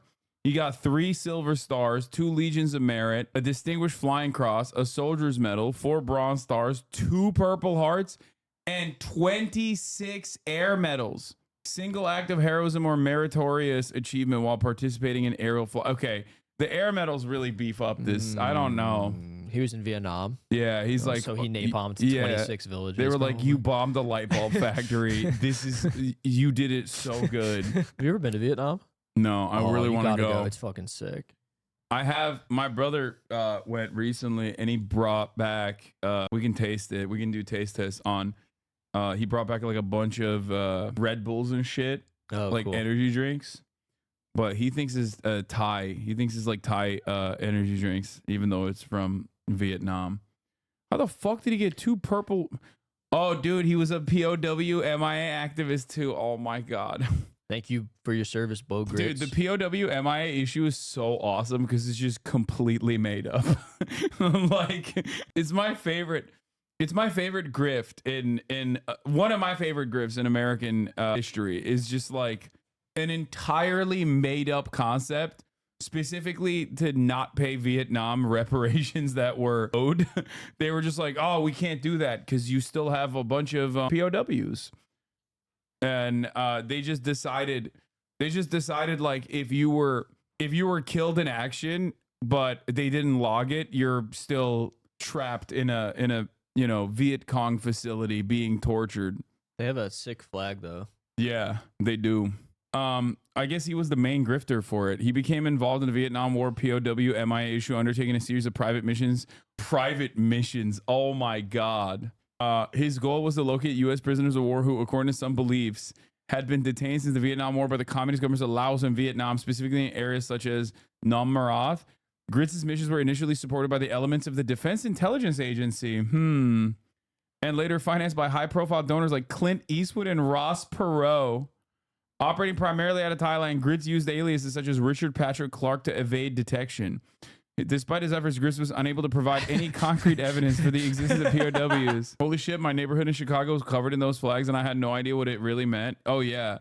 A complete chat, I'm telling you right now, an entirely made up movement.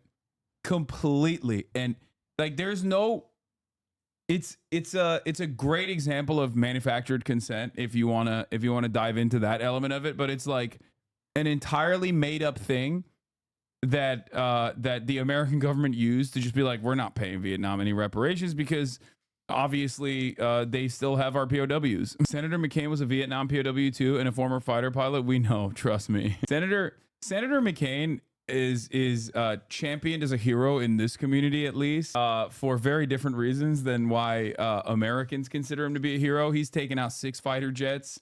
He is an anti-imperialist hero in my books. Okay. He is an anti-imperialist hero in my books. How many American fighter jets have you taken out He in the process of doing war crimes, given that he was a beneficiary of nepotism, Senator John McCain was elevated throughout the ranks over and over again, in spite of the fact that he was dog shit at flying fighter jets. Okay, absolute dog shit, and so bad, so unimaginably bad that he dropped 6 of them. Okay, he was responsible for 6 of them dropping. You will never be the GOAT like John McCain. I have a POW MIA hat as a joke. Should I burn it? No, it's awesome. What do you mean? Give it to me. Support the troops. Yeah, on both sides. Both sides. On both sides, you know. Gritz's activities were heavily publicized and controversial, with critics deeming them haphazard and poorly executed. For instance, some commentators pointed out that a supposedly secret missions involved women openly selling commemorative POW rescue t-shirts in border towns. In his book, Inside Delta Force, a former Delta operator claims that the unit was twice told to prepare for missions involving the rescue of American POWs from Vietnam. However, both times the missions were scrubbed, according to Haney, when Gritz suddenly appeared in the spotlight, drawing too much attention to the issue and making the missions too difficult to accomplish. Yeah, no, she's ripping ass. Bro, what the fuck you talking about? My sister just asked me who the fuck I'm listening to, and if I'm a libertarian, I said Hassan, and she said Minhaj. What? Susie Beast, thank you for the 5 gifted subs. Yeah, fan it. Fan it, fan it, fan it. Fan it away.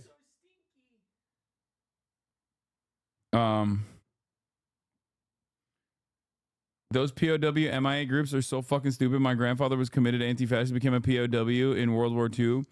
He went to the UK to volunteer for the RAF before the US entered the war. He was shot down and captured during the invasion of France and spent 5 years in Stalag before being liberated by the Soviets. These people were always weird cranks when my family met them. Yeah, this doesn't mean that there weren't like real prisoners of war. I mean, even John McCain was a real prisoner of war, despite the fact that, you know, he was on the wrong side of that. Like, that was a real version of that. Having said that, however, obviously after the liberation, there were no such prisoners of war, and that it was a complete grift. Mountain. So, hoping that Bo Gritz can do his magic again, and seemingly Bo and Randy are just friends now, so Bo invited Randy, and the FBI wouldn't let Randy go into the town, probably because they imagined Randy wouldn't help the situation if he said whatever he wanted to off the record to the people in the town, but they allowed Bo to go in and try to talk the locals down. So after Bo Gritz has the series of 5 meetings with him, this is in April and the standoff started in March, so it's been about a month now. After Bo Gritz has his series of meetings, he comes back out to the FBI and says that the people inside aren't going to come out until they are given a 23-person tribunal. All members of the tribunal must be debt-free and cannot be government workers or lawyers, and that Yahweh told them to stay, and that they were not going to come out until Yahweh says otherwise.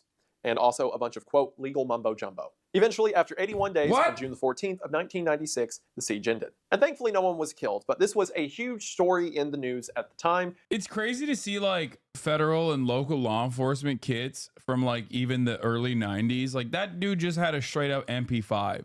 You know what I mean? Nowadays, they got, like, fucking... They have every gun known to man. It's crazy. Like, the average beat cop has a better kit than that fucking dude. And the NYPD has a missile. They have a missile defense system. Bro, they have submarines.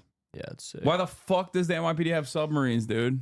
Because there's all kinds of crime going down in the Hudson. Yeah. You don't know about. Ninja Turtles. To the Gordon Call incident earlier, put a lot more eyes onto the movement. So you're probably hearing all this and thinking, okay, what movement are we even talking about, right? Because I've talked about white supremacist stuff, and I've talked about like guys killing police officers, now I've talked about a standoff. Like, what is it these people are even on about? Why are so many people so ready to hop on board to whatever they're selling? I am so glad you asked. Because now I get to talk about the weird and wacky history of the world according to sovereign citizens. So the first thing to make clear is sovereign citizen is a very scattered term. Just because 2 people call themselves sovereign citizens does not mean they hold the exact same ideology. As mentioned earlier, there's like white supremacist sovereign citizens, and as we're going to talk about in a minute, there are black supremacist sovereign citizens. So in other words, every one of them does not believe everything I'm about to say. This is just the narrative that tends to pop up in a lot of their written documents, or the kind of rhetoric you'll hear them espouse online. Because as we're going to talk about in this official account, it is hardly official at the best of times. So again, speaking in generality, the first thing you need to know about the sovereign citizen idea is that, for one, the United States government does not exist. More specifically, it used to exist. Hard to get proper info, but rumors McCain or another F-4 aircraft of his launched a missile while it was on the deck of an aircraft carrier. Yikes. The fire killed 134 sailors and injured 161. In McCain's book, The Faith of My Fathers, the senator said stray electrical voltage from an F-4 Phantom had launched the missile.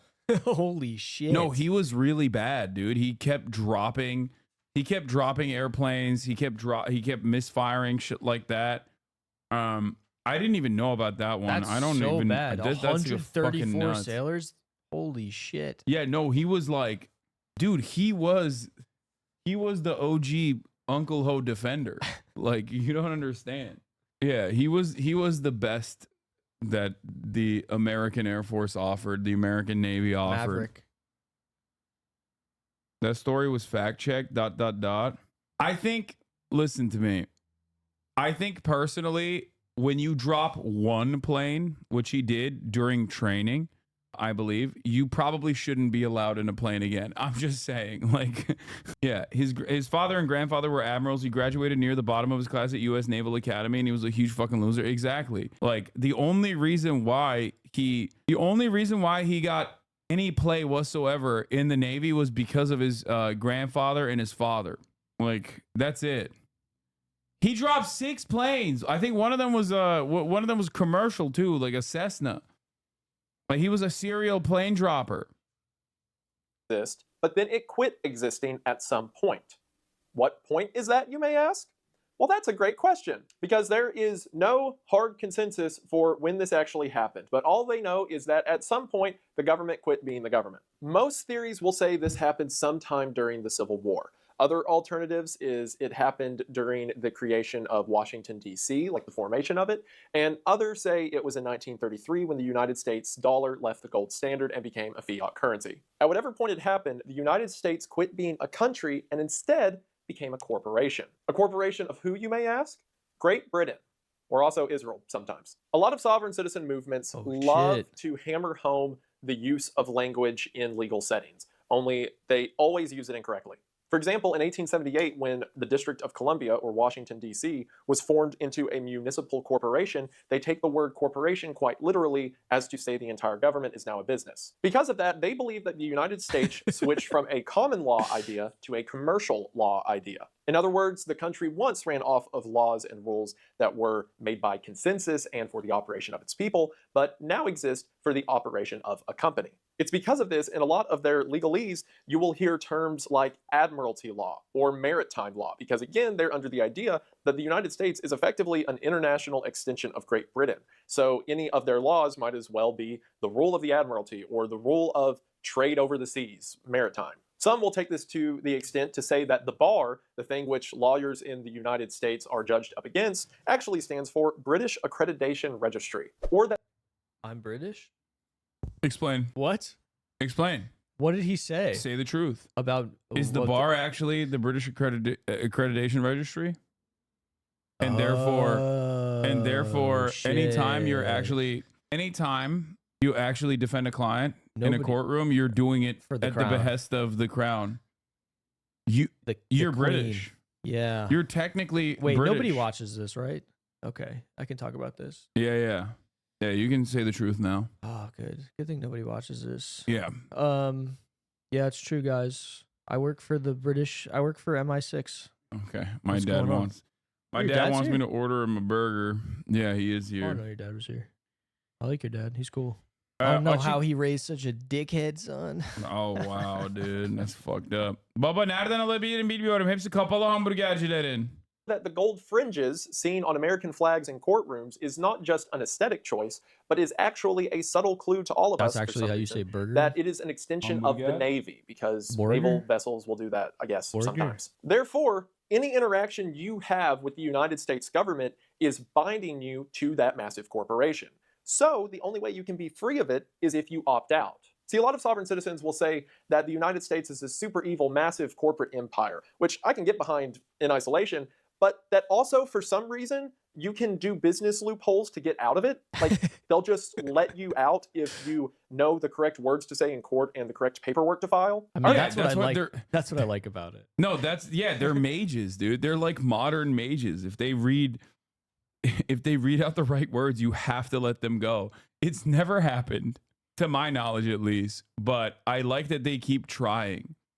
We talked about some of them, like resisting birth certificates or driver's license or social security numbers. But another big one is the separation of you yourself, the person, from you yourself, the business entity. This is something known as the straw man theory, which was put forward by Roger Elvik, the guy that wrote the redemption package. The idea is whenever the United States left either the gold backing for the American dollar or during the Civil War or whatever, in order to make the dollar have value, they began leveraging American individuals to other governments based on their potential monetary factor. In other words, whenever you're born in the United States or do anything to get a United States citizenship, that is leverage that the government creates about how much money you could potentially make in your lifetime. Depending on who you ask, this can be tens of thousands of dollars to millions of dollars. So, tied to every individual, there is an invisible bank account that the United States has stashed and is just banking on the idea that you'll never go to cash it in. So a lot of the strategies that they will use in order to come up with these money schemes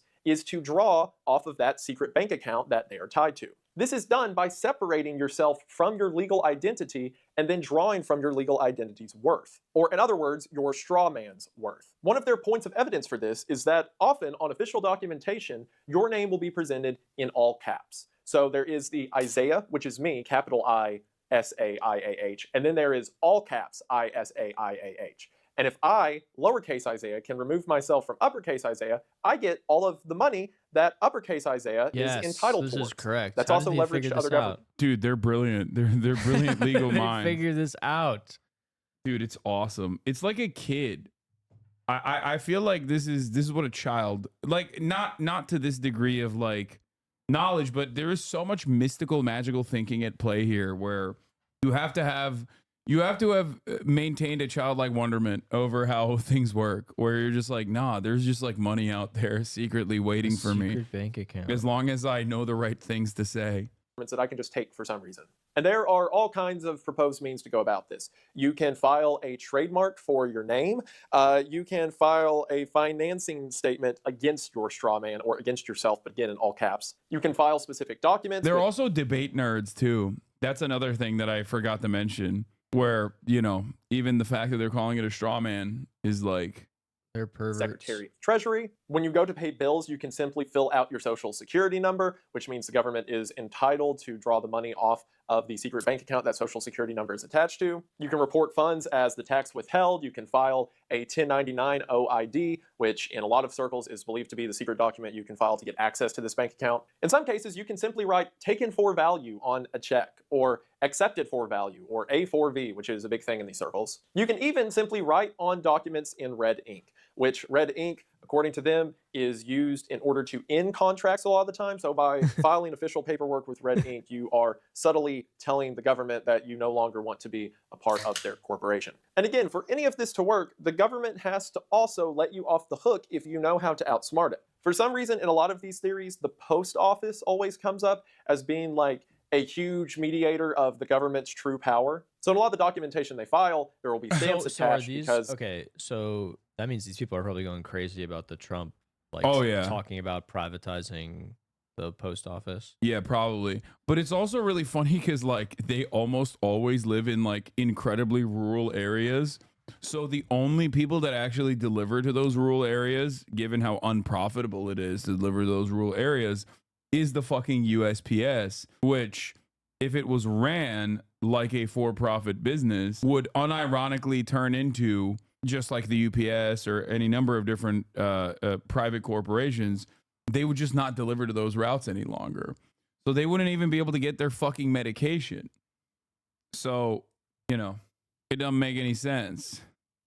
Lots of good stuff to look forward to. How long were you planning on withholding this knowledge from us? Guys, I think it's time for me to come clean, okay? I've been aldım bu arada. Sana hamburger. Yeah. I've been withholding this knowledge from you guys because I didn't want you to have access to the secret tomes. That's it. I wanted to keep all the wealth to myself. That's it. That is, again, like a cheat code to get it through to the correct channels. Also, the FBI and Treasury Direct websites have also had to make statements saying, what? Because they were asked so many times if there's secret bank accounts tied to every person's name worth millions of dollars. So I'm sure that was confusing for everyone at first. Another way that they'll do this to say that you can outsmart the government if you figure out all their secret tricks is through speech. So for example, If you are ever to refer to yourself as John Smith, then you are, because that is your government assigned name, tying yourself through the contract by your own grammar. So a lot of the time, they will not refer to themselves by their name. Instead, it will be John Smith, or John the son of Smith, or in parentheses or quotation marks around it, or some way of not just saying that that's their name. Another thing you'll see, especially in court or traffic stops, is phrases like, oh, I am not John Smith, I am the person existing and traveling the earth who is hitherto referred as John Smith. And several will say that in any legal interaction that you have with a government employee, your phrasing has to be perfect, or else you subtly give in to this social contract. So, hell yes. How to eliminate property taxes. Convey your property into the private. Take a listen to how Fake World of Bar Card Tools, the state literally makes shit up to trick you into paying them. The Inalienable University has weekly Zoom where we teach you how to do this and teach you the lens with which to see the fockery of the criminal enterprise. They are literally unlawfully stealing people's homes using tacit consent and procedures. Learn the difference between being in public versus private. See the story going around today about the woman in Georgia who was jailed for trying to evict a squatter, even though she won the court case. She had to wait for an official writ from the judge only because her home is in the public. If her home was in the private, she can get squatters out without asking the court, without a risk of being arrested. Do you know Graceland was almost stolen this past? Oh, this is going into places. Was almost stolen this past year because it's in the public. That's why that title lock company offers you alert when someone is messing with your property. Also, the food is here. Want me to grab it? Yeah, you can get it. Oh, he's running away. He's running away because he doesn't want you to know the truth. He doesn't want to be associated because he is a British officer of the court. He's literally a British officer of the court, chat, and that's why he doesn't want to be associated with the truths that destroy everything he's tried to do his whole life. Yeah. Do you see how he ran away? Remember, the reason why he did that is because he's a British officer of the court. Hassan is a sovereign citizen. You should detain Lolo for treason. I already have. What do you mean? I already have done that. Here you go. Thank you. Is this my friend's? No, it's mine. Are you sure? You stole this from me, right? I didn't steal it. You left it here. Also, you have no legal jurisdiction over that keffiyeh. You want black rice or white rice? Black. Here you go. It's Emperor's Secret rice or whatever the fuck it's called. Can you arrest Netanyahu and Putin? Yeah, I can. What is it called? Black rice is called what? Secret rice or forbidden rice or some shit? Emperor's rice? Shit. We got a bucket. Holy shit. Take a picture of it. It's gonna be tough to eat. Fucking crazy. My blocked link has a hilarious soft sit contract sent to the former PM. Wait. Hold on. Oh yeah. We're going in. We're going in, baby. It's Sun and Dong time. It's Galbi Jim. Change camera? No, dude. You fucking freak. They're like, we want to know. Is Kaya stuck? No, she's just freaking out over some shit that she saw. I don't know. Oh shit. Wait, where are my chopsticks? Oh, they're here. So for example, if a cop asks you, do you understand me? You should never say, I understand. Because by saying that, you are saying that you are under the standing of the police officer. What? And instead need to say something like, I comprehend. Because they are so opposed to driver's license, none of them have them. But their reasoning around it is that driving or being a driver only applies to someone who is transporting paid passengers or moving commercial goods, like driver the occupation. And instead, they are not driving, they are simply traveling or commuting. It even comes down to the phrasing of the term citizens. Like, again, one of the big theories within a lot of these ideas is that during the Civil War was when all this took place, right?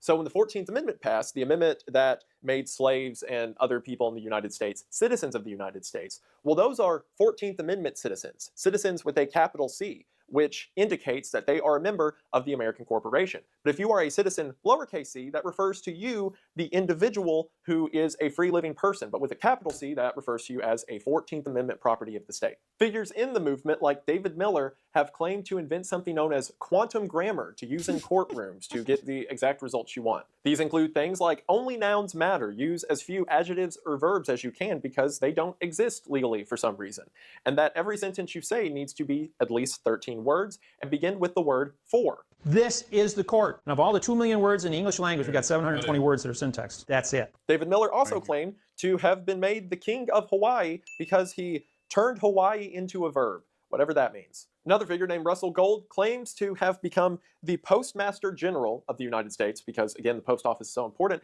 That makes him the ruler of the United States. And he did this by filing paperwork in the correct way, I guess. They also love to take old documents and pull them completely out of context to use language that gets them whatever result they want. Like, for example, the whole discretion between driving and traveling comes from old documents that say people have the freedom to travel wherever they want, not recognizing driving to be another stage up from simply walking around. But they'll pull from everything. They'll pull things from the Bible, they'll pull things from the Magna Carta, they'll pull pieces of the Constitution taken out of context. Again, leaving out the parts they don't like the 14th Amendment or whatever, and keeping the parts they do like I should be allowed to drive a vehicle whenever I want, I guess. An example of this is the Moorish sovereign citizens. So the Moorish sovereign citizen group comes from something known as the Moorish Science Temple of America. So to clarify, this isn't to be confused with the Moors, which is a sect of Muslims across the world. And it's not even really the Moorish Science Temple, because it's even an offshoot of that. The Moorish Science Temple began in the 1930s and was an early predecessor to the Nation of Islam. It was founded by a man named Noble Drew Ali in the 1930s, who said that black people are actually descended from the ancient Moabites. Not the Moabites mentioned in the Old Testament of the Bible, the Canaanites, but a group of ancient Moroccans who have been kind of lost to history. So years later, groups of people from the Moorish Science Temple started to adopt these sovereign citizen ideas and work off of something from 1786 called the American-Moroccan Friendship Treaty, which for one is a really cute name for a treaty. But this was a treaty in 1786 between America and Morocco that effectively declared good standing in trade routes across the ocean between the two countries, which, fun fact, is still the longest standing treaty agreement in United States history. But they take that out of context, a document about trade laws across the Atlantic Ocean, and say instead, it is to say that any Moroccan citizen is a friend of the United States and therefore does not have to abide by United States law. And because, if you'll remember, the idea behind the Moorish Science Temple is that all members of the temple are actually descended from Moroccans, well, that's really convenient if you don't want to follow the law. You'll also see a lot of people in this side of the movement attach the words El or Bey to their name as a further connection to their supposed Moroccan roots. Some members of the group will even take it a step further and say that the only true citizens of the United States are Black Americans who are descended from ancient Moroccans. In 2021, a group of Moorish sovereign citizens were traveling through Wakefield, Massachusetts when they were stopped by the police. They were loaded up with weapons, ammunition. Someone needs to alert Pokimane immediately that she's a true member of Moroccan descent. And body armor, and said that they were going to train at a piece of private property across the state. Despite a lot of what they had being illegal in Massachusetts, as well as their whole demeanor being, suspicious, they said because of the Moroccan Friendship Treaty, they do not have to abide by the laws of the United States, much less Massachusetts. And again, all of this is pulled off of a document from the 1700s that isn't even about the thing that they say it's about. It is so frustrating how they will pull words and concepts from anything except the thing that actually applies to whatever's happening. So normally, what this looks like in practice, either it be traffic stops or in court, is the most annoying thing you've ever seen. There are hundreds of videos you can find online, thousands of videos, I'm sure a lot of you have come across, of sovereign citizens getting in fights with police officers or getting in fights with judges because they didn't fill out a law or do something they're supposed to, and then they just want to keep fact-checking and pulling obscure phrases from documents that don't even apply to what's going on in order to say how they are immune from everything else other people have to abide by. Seems like you're laughing, but this is no laughing matter. It's not as serious. I'm laughing with glee because of all these Christmas meats. These are the people that are defending American society, and you, as an agent of British Empire, as a bar certified public defender of the crown. Yeah. Who are you defending, really? My interests.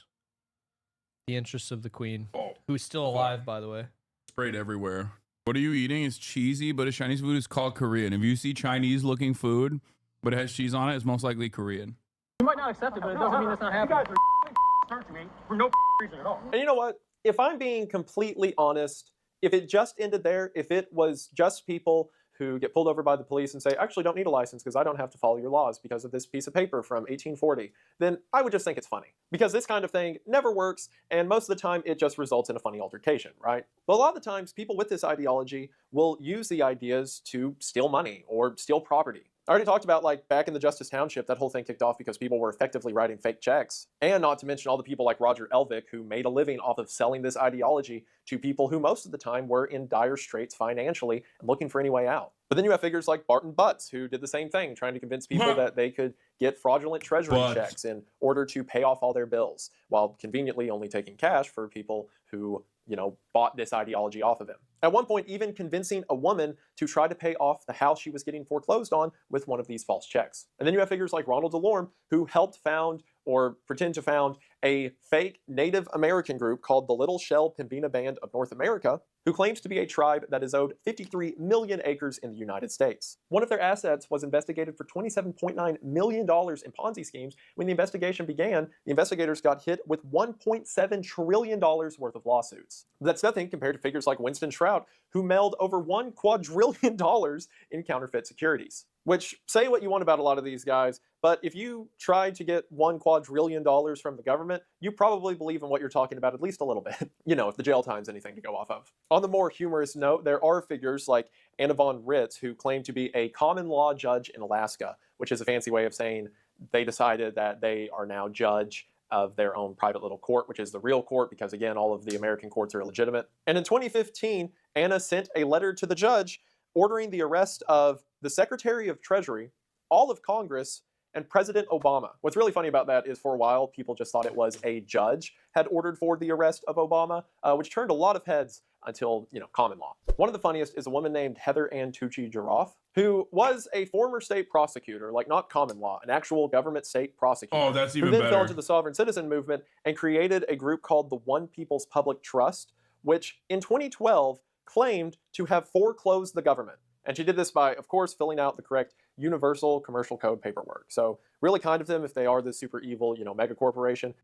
That's incredible. What do you think about a prosecutor turning good after being evil for so long?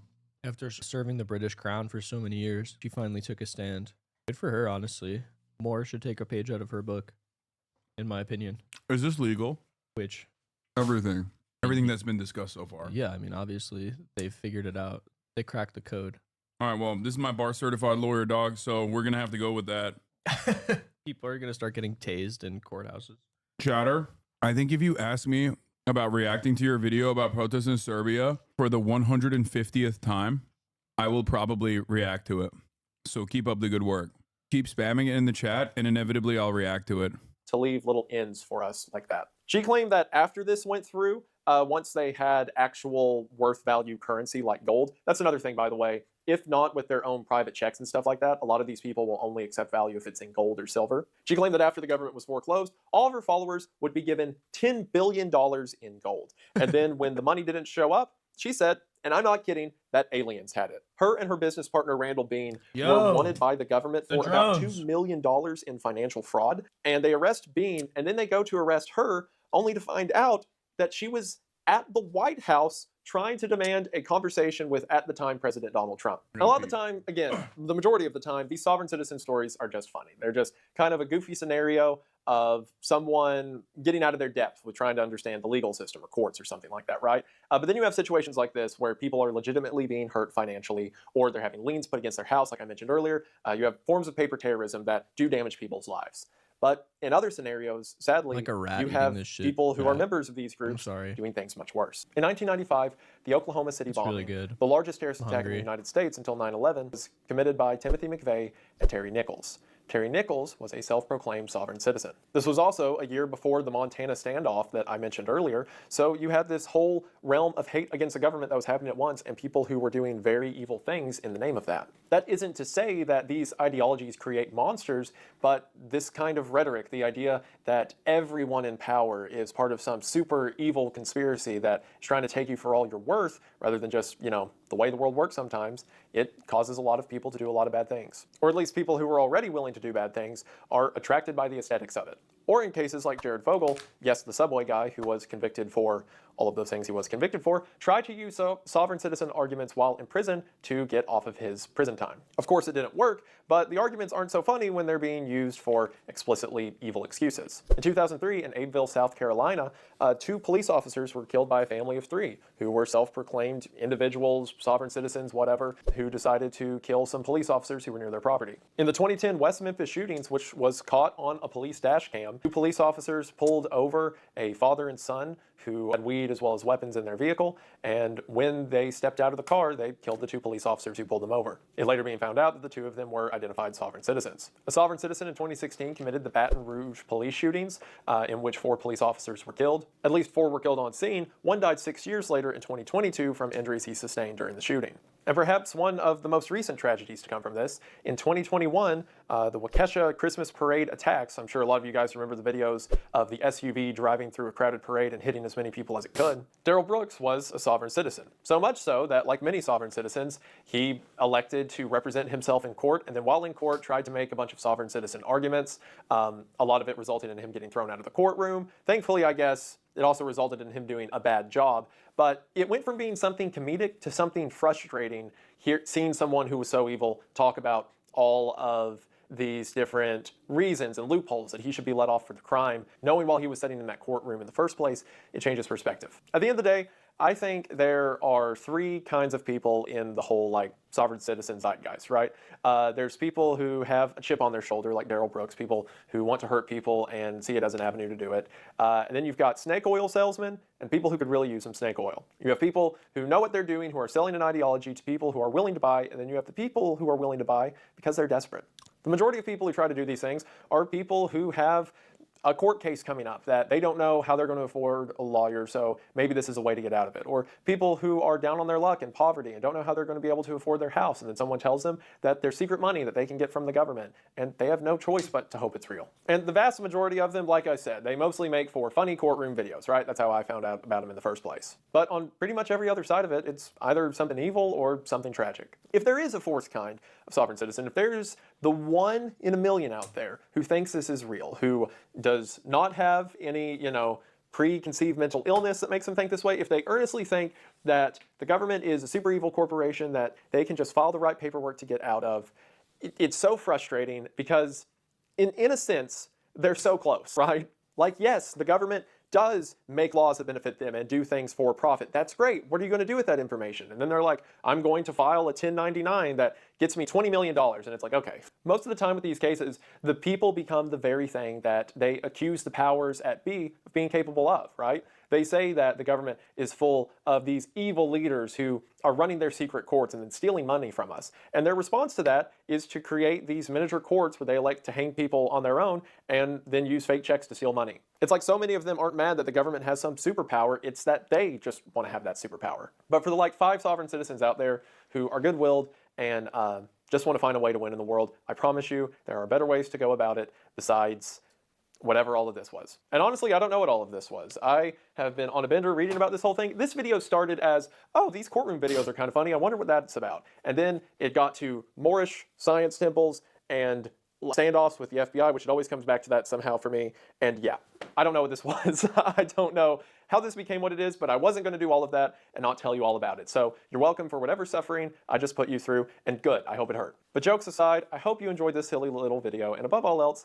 thank you for watching. This was such a strange little foray into whatever it was. I do like it when it happens when a video starts out as simple, oh, I'm just going to take a quick look at this, and then it becomes a week's worth of just reading different court cases and stuff like that. It's a lot of fun.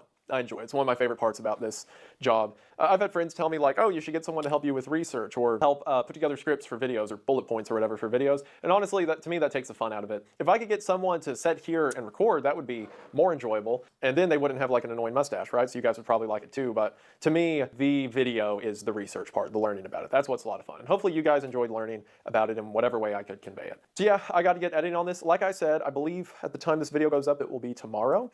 But Friday, I am going to be on Jimmy Here's stream. We're going to be raising. Nice. What? What's that? Oh, just my, can you react to this guy's video about Serbia? No, dude, I'm not going to fucking react to the Serbia video, dude. Oh my God. Y'all are annoying as fuck. God damn. Check text, big bro. What text messages? I got a 25 on the autism test. You are so autistic. Okay. Raise RAS score 25. Okay, anybody can cheat on it. You know what I mean? You want to do it? You want to? Okay, well, I don't believe this. I have a present for you, Abby. Love ya, but have you yet to change your opinion on Amber Heard yet? This is so funny. Like, this is a person who's like, Christmas time is the one time. This is the perfect opportunity to fucking get some smoke. My opinion on Amber Heard and Johnny Depp was that I don't like either of these people, okay? I don't. And it drew a lot of controversy, but I don't really care. I know that Johnny Depp applied like to some fucking weird freak PR company. How the fuck am I responsible for this? Like, yeah, I don't like any of these Hollywood people, okay? I don't. When was that trial? Like 3 fucking years ago. Vietnam soldiers still fighting? No, it's just I mean, I guess it kind of is like that. It is kind of like the not Vietnam soldiers still fighting, it's the Japanese soldier in the jungle still sitting around. Talking about the Amber Heard trial. Yeah. Hell yeah. Let's do the autism test. Let's pull that one up. Like, they want me to say that she's an infallible queen. Well, I'm not even pro Johnny Depp.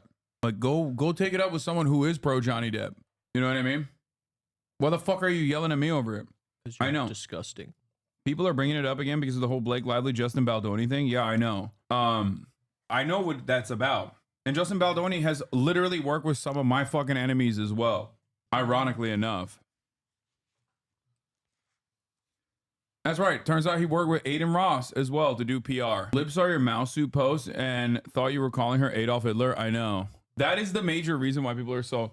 You know how the Taylor Swift fans are mad at you? Yeah. The major reason why so many liberals got mad at me was because I posted a fit that Amber Heard wore to the court, and I was like, oh, she's wearing the Let a Thousand Flowers Blossom fit, saying that she had the Mao Zedong fit. Yeah. They didn't like that. They hated that. They were like, oh, you think she's like literally because they hate Mao as well. So very weird set of circumstances. That's literally the reason why they are so mad. I got a new I just saw an old video taking Johnny's side. My bad. No, you didn't. What? What? I got a new tattoo. Oh, you did? The DSA rose? It's not the DSA rose. Like it's a DSA rose. I got that at a nightclub, which I think is indicative of my mental state. I like these glasses, by the way. What brand is it? Thank you. They're Japanese brand. Wow. You don't. I don't know. In the know. You're like it's for people in the know. I'll give it to you after. I'm gatekeeping. Okay. Respect. I will be going to Japan soon, so get it. It's on Lift Your Arms is my Christmas gift. Here. Get out of frame. No, you can stay in frame. There you go. If y'all got any issues with Amber Heard shit, take it up with Asmongold, a person who, covered it extensively, a lot more than me. David Pacman, I met with President Biden, and here's the truth. What the fuck? That's crazy. I'm assuming that he's not gonna say he's an old man whose brain is leaking out of his ears. Okay. My friend did your star chart. Really? Yeah, I think it's on YouTube. All right, do we have a good video to watch, chat? We can do every secret CIA prison map. I want to show you this map of the 54 countries that participated in a secret CIA. I will do the autism test, but he's still eating. That's why I don't want to do it yet. No, go ahead. Fine. New netizen drop last night. Luigi Mangione and his lawyer are going viral in China. At his first arraignment, Luigi pleads not guilty. Oh, I love this lady. She's like an English teacher. She always gives us feedback on what the Chinese netizens are saying. And my dream one day is that Chinese netizens will know who I am and appreciate me. That would be the dream. To go to China. No, you don't have to go to China for Chinese netizens to appreciate you. You just got to defend China maybe. Or do something that the Chinese are into. I try, but...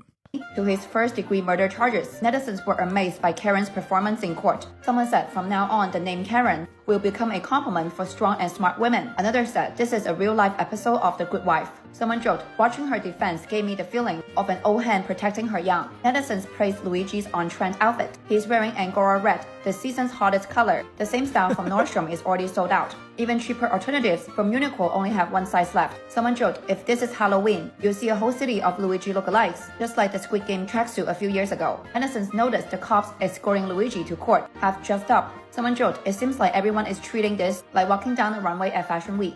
Netizen said, even if the supporting actors have changed into new suits and leather shoes, they couldn't steal Lulu's spotlight. Someone joked, get a sugar daddy to bail him out. He can immediately debut in Hollywood. Another replied, probably only Kim Kardashian's dad can save him. Another joked, if the judge sentenced him the death penalty, he'll become Saint Luigi. Someone teased, this feels like Prison Break. Another replied, his younger brother is getting ready. Another suggested he should be a sperm donor. This is the chance to solve our country's low birth rate problem. Someone asked, where's the line? I'll apply it now. A blogger posted a series of photos of Luigi's hands. Another joked, he made the handcuffs look like some kind of SM chains. Someone asked, does he have any weakness? Another replied, pretty huge D. Another said, he had waist surgery and can't move very well. Someone replied, no problem, I'll do all the work on top. Oh, they're horny. Chinese netizens are horny. I love that. What is this? When foreigners are in China and do what the Chinese do. Two white boys are in Shandong province and tried on traditional Han Chinese clothing. But what got them rival on Douyin was that they were wearing women's-style Hanfu, complete with hairdos and purses. Someone wondered, how did the stylists resist the urge to laugh when doing their makeup? And Edison replied, just silently reciting, money, money, money. Someone gave them the nickname, imported young madams. The boys have become a tourist attraction not only because of their costume, but also they are more than a head taller than the average Chinese. Another son saw the same two white boys in another province taking the bus. Someone joked, my internet friends can find any pictures online, just cannot find a partner in real life. Someone shared this photo and wrote, there are three girls. They are a little tall and a little rough. A girl wrote, I got my boyfriend to do the hair flower pin. Someone joked, may I ask if your boyfriend still lacks a girlfriend? A foreigner was walking the streets in China wearing a whole suit of grave clothes, complete with a hat and a corn horse. Another son joked, didn't no one tell him he had to wear that lying down? Someone said, the good thing is you can travel around the world without worrying about outfit clash. Someone joked, don't let Balenciaga see this. Another son joked, I told you to be down to earth, not below the earth. At the airport, another son noticed a foreigner was holding a joss paper figure which you're supposed to burn as a sacrifice for the deceased. Someone joked, he probably thought this is traditional Chinese crafts. Another said he might take it home as a souvenir for his child. Another son concluded, this is the underground core. That's what they do. Huawei's I want a Chinese Denmark bride or groom. What the fuck was that, bro? What the absolute fuck was that statement, dude? Get back here and defend what you said. I want a Chinese broad or groom? Bride. Oh, you want a Chinese bride? Broad. Oh, I like broad better. You want a Chinese broad / bride or groom? Do they have Chinese broads? I don't know, but you're getting real British with it right now. Ever since I found out that... Are there any broads over there? I think there's like 500 million broads over there. What is how do you say broad in Mandarin? I don't know. Lizuki is the broad that I'm thinking of. Dude. How loud is her snoring? I've been asleep. Wait, she is. Never mind. Are you kidding me? She's snoring so fucking loud. I didn't know you had this in you. In response to the Assistant President Trump's offer to buy Greenland, this is what Denmark had to say.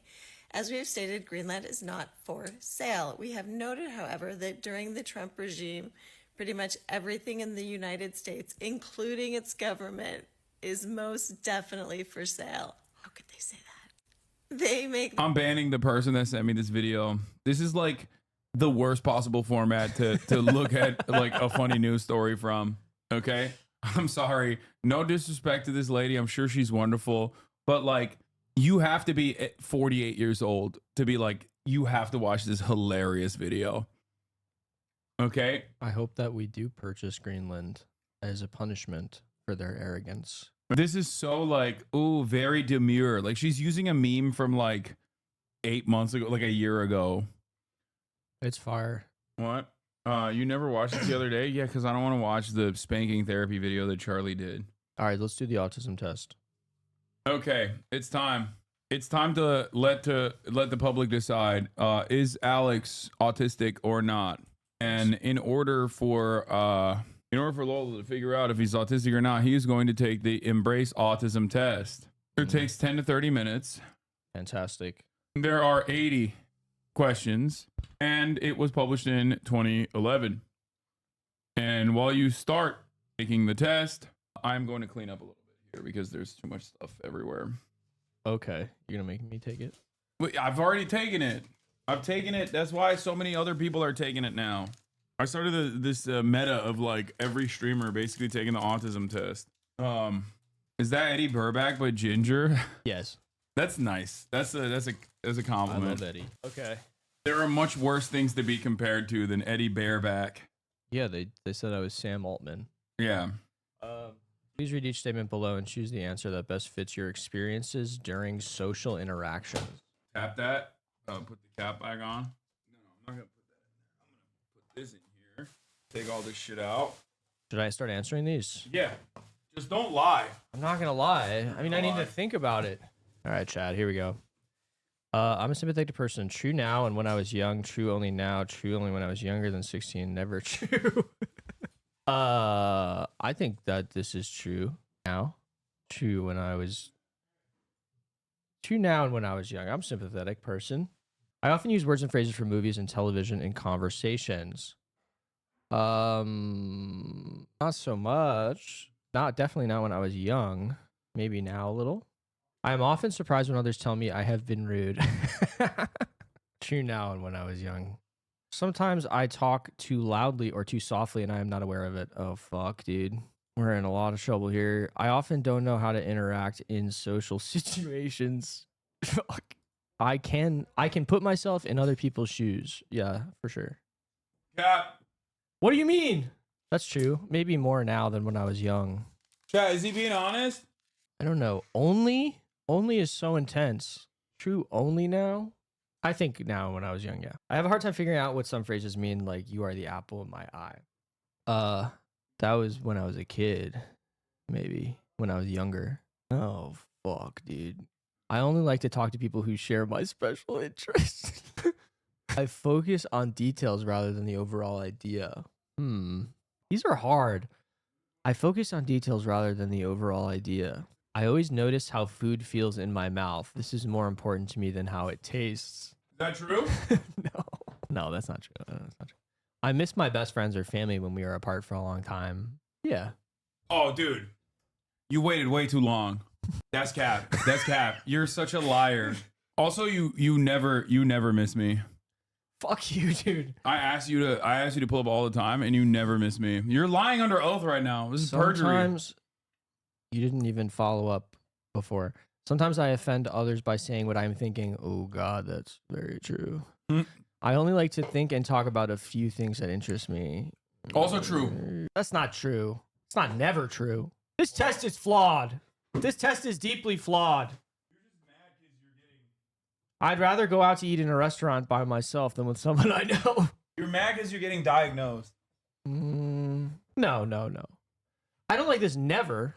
It's not never true. There's going to be, I'm predicting right now, there's a question where it says, like, I hyper-focus on the details and not the broader picture too much. And he's going to unironically lie and say, no, I care about the broader picture. Even though for the past, like, 11 questions, he's been hyper-focusing on the details and consistently questioning the integrity. I cannot imagine what it would be like to be someone else. This is not true. Maybe when I was a kid.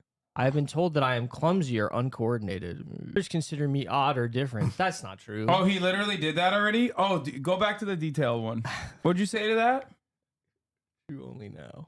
You only know. Well, I can't.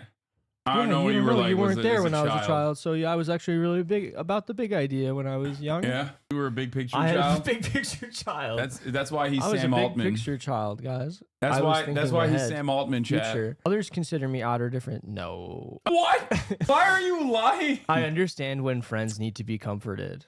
Yeah. Why are you laughing? No, I understand. Yeah, I understand. You're like, I just don't do it. I'm very sensitive to the ways my clothes. Yeah, this is crazy. This to me is like fucking. I'm a fabric freak. Yeah. I like to copy the way certain people speak and act. Shut the fuck up. It can be very intimidating for me to talk to more than one person at the same time. Maybe when I was a kid. I have to act normal. What are you gonna say to that? You said misclicked on 19. Wait, go up. True only when I was younger than. Oh no, Oh this yeah, is true now. Yeah, And damn, dude, chat is on your asshole right now. They want to make sure that there's some stressful. fucking How many integrity. questions are there? 1,000? No, 88. Meeting. Wait, he misclicked on the previous. Wait, what did he misclick on? Good. Meeting new people is usually. Blonde faces, please fuck me, Hassan, in all caps. Do you think this is the appropriate medium to make such a request, chatter? Maybe. On fucking Christmas Day. That's when you have to grant their Christmas wish. Yeah. Meeting new people is usually easy for me. Never true. I get highly confused when someone interrupts me when I'm talking about something I'm very interested in. I wouldn't say highly confused. So you do get confused though. You're like, why the I fuck wouldn't is this highly. This is a very charged. Bro, stop lawyering the fucking answers, okay? It is difficult for me to understand how other people are feeling when we are talking. No, that's not true. I know how people feel. I like having a conversation with several people, for instance, around a dinner table. God, no. Jesus Christ. Do you like doing that? Holy shit, I'm going to kill myself. I don't have a problem with it. I take things too literally, so often I miss what people are trying to say. No. Except for the past 26 questions that you have been dealing with this. Maybe when I was a kid. Very difficult for me to understand when someone is embarrassed or jealous. Some ordinary textures that do not bother others feel very offensive when they touch my skin. Oh my God. I get extremely upset when the way I like to do things is suddenly changed. Oh yeah, big time. This is everybody. Everybody's like this. That's what I said too. So honestly, I it's have like never wanted. No, Alex, that's like I said that too. Yeah. Which means that No, you know, I have never. You're not gonna like. Jury's You're not gonna still like, out on this one. You're not gonna like. I have never wanted or needed to have what other people call an intimate relation. No, that's not true. I like intimacy. You hit the double click. He's like, I promise. Well, then it's like, well, when I was a kid, I don't know, not so much. It is difficult for me to start and stop a conversation. I need to keep going until I'm finished. I speak with a normal rhythm. Yeah. Yeah. Why are you looking back at me? No, you. I think you speak at a normal rhythm. Same sound, color, or texture can suddenly change from very sensitive to very dull. No. What does I don't that understand that. Yeah. The phrase I've got you under my skin makes me uncomfortable. Yeah. What do you mean? I've got you under my skin? I've got you under my skin? The fuck does that mean? Sometimes the sound of a word. Yo! Sometimes the sound of a word or a high-pitched noise can be painful to my ears. Yeah. High-pitched noise. This is ridiculous. Who made this? The autistic police? I am an understanding type of person. Yes. Why are you looking at me? I don't know. I'm just looking for validation. Confirmation. I'm not going to give it to you. Oh my God, there's so many of these. I do not connect with characters in movies and cannot feel what they feel. No, I never. I can't. I don't understand this. I cannot tell when someone is flirting with me. That's very true. Nobody's flirting with you, little bro. That's true. Thank you. I know. Not with my pickup lines. I can see in my mind in exact detail things that I'm interested in. No, that's. Can you see things in your mind? Like, what is that called? I think so. What is it called? Aphantasia or whatever? Or is that like made up? It's like a mania we've all given ourselves. I keep lists of things that interest me even when they have no practical use. For example, sports statistics, train schedules, calendar dates, historical facts, and dates. When I feel overwhelmed by my senses, I have to isolate myself to shut them down. I like to talk things over with my friends. Oh, yes. I cannot tell if someone is interested or bored. Oh, yeah. Oh, my God. That's so crazy. I hate talking to people so much. It can be very hard to read someone's face, hand, and body movements when they are talking. Sometimes. Never. This is so hard. Never true? Like, as in, it's super easy for you to read someone's heart face. It can be hard. Yeah. Oh, my God. Okay, if you're clicking between true only now and true when I was younger, then it's probably true now and when you were young. The same thing, like closer temperatures can feel very different to me at different times. Thank you, sweet gamer, for the 10 gift the subs. No. I feel very comfortable. Well, fuck. I feel very comfortable with dating or being in social situations with others. True only now. I try to be as helpful as I can when other people tell me their personal problems. Yeah. I try to be, I have been told that I have an unusual voice. No one's ever told me that. Do I have an unusual chat? Why are you changing your voice? Yo, chat. Yo. That sounds really monotone and flat. No, I don't. They okay, now it sounds childish and high pitched. Sometimes a thought or subject gets stuck in my mind and I have to talk about it even if no one else is interested. Oh, fuck. Maybe not when I was a kid. Ugh. I do certain things with my hands over and over again. Twirling sticks or strings. Waving things by my eyes. Like fidgeting. Yeah, fidgety. Yeah, sure. Really bad. I have never been interested in what most of the people I know consider interesting. That's not true. Well, it's not never true. No, never true just means like it was. I have never. Yeah, never true. I am considered a compassionate type of person. You're misunderstanding never true. Never true just means like it was not true when I was young and it was not true now. That's what that means. It's fine. It's good. I'm compassionate, yes. I get along with other people by following a set of specific rules that help me look normal. True. Well, yeah, okay. It is very difficult for me to work and function in groups. Sometimes. Very difficult. Guys, what about a maybe? What about a maybe? No, never true. It's not never true. How do you do this? Is it hard for you to function and work in groups or not? Sometimes. Not every time. Maybe is not very. I think maybe is not very. What is it closer to? Never true. Never true. It's closer to never true that you can function in groups? Yeah. Except for some groups that are just dysfunctional and it's completely outside of your power. When I am talking to someone, it is hard to change the subject.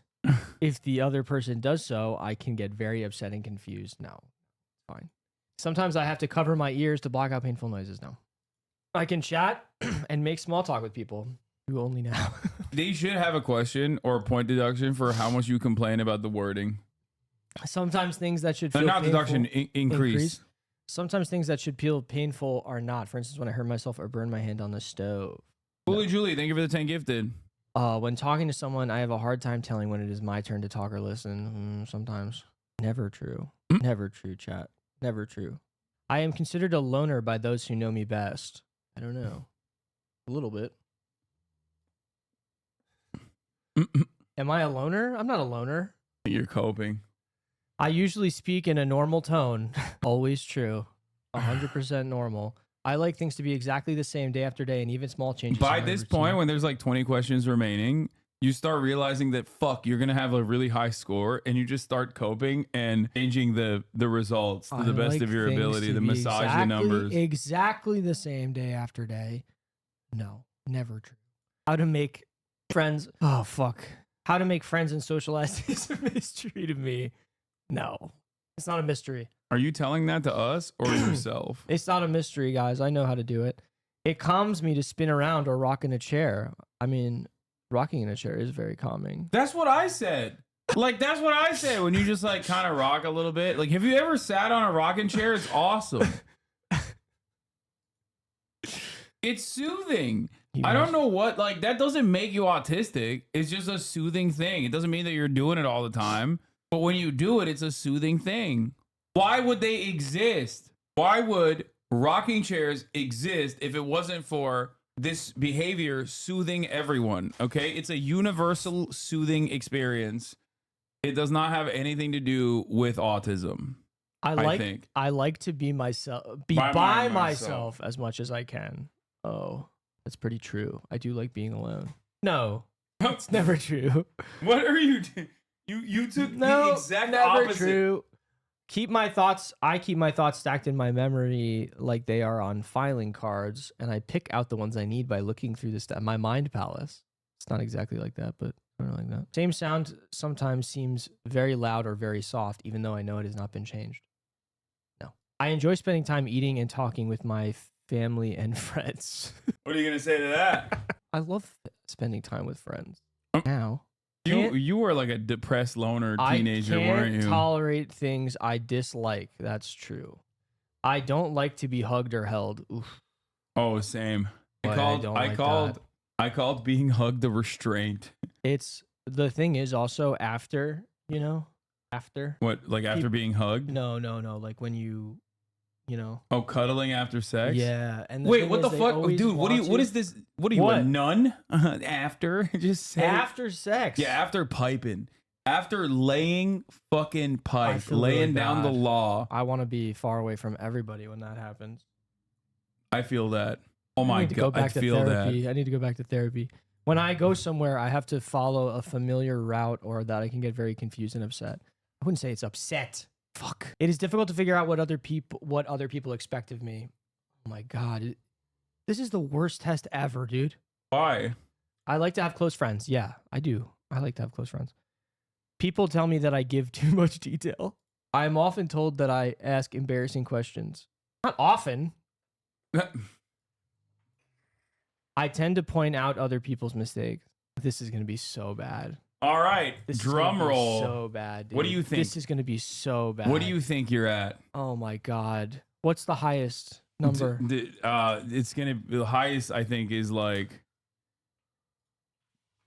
the highest number you can get to is like, I mean, the highest number you can get to is crazy. I think it's like 300 or something, 200 plus. But like, hopefully it's under 200. If you're over, you're not going to max it out. There's no way you're going to max it out. Okay.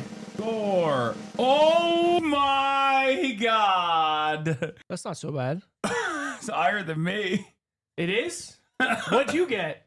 127. 130 also happens to be a very important number in the diagnosis. Why? The mean score of autistic people, strong evidence for autism. You got the mean score for autism. Got the mean score. All right. Damn. I'm fucking, I see, notice how 127 is under 130, which means that I probably don't have autism.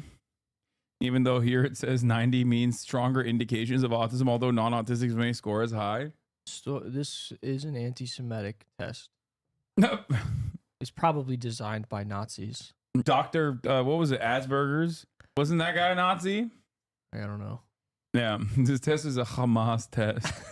Hamas made this. All right, well, there you have it. Okay, you're 130. Now what do I do? That's it.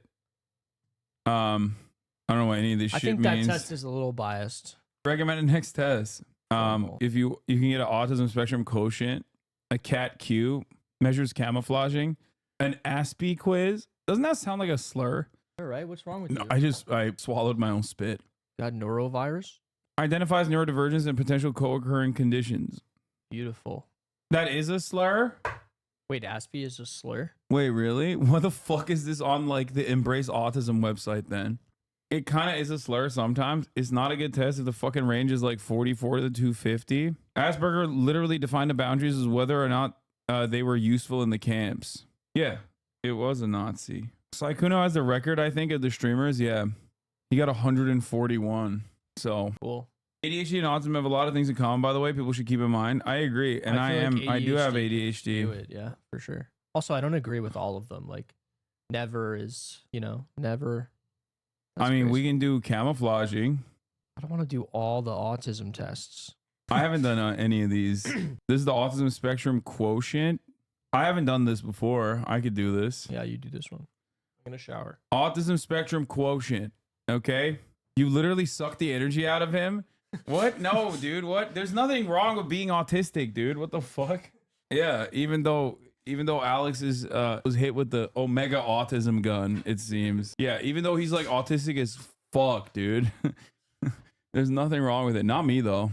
As a 127er, I'm in a different. I'm on the different part of the spectrum, that Alex is on. Alex is on the other part. CAT-Q and AQ are the two other most useful after RADS are. Yeah, I got him plus size. I got myself plus size too. I'm gonna cut the sleeves off though. I took the ASQ and scored autistic as fuck. Okay. All right, let's do it. I'm looking for a soundtrack for this. Do Nintendo songs get you copyrighted?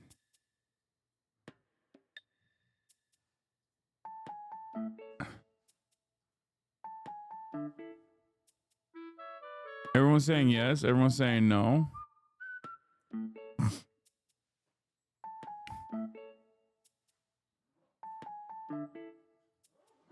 Okay. It's time for the autism spectrum quotient. For each statement below, choose one represents, choose one. Oh, by the way, you're not in that room, the other one. Just letting you know. I prefer to do things with others rather than my own. Slightly agree. I prefer to do things the same way over and over again. Oh my God, definitely agree. If I try to imagine something, I find it very easy to create a picture of it in my mind. Disagree. Slightly disagree.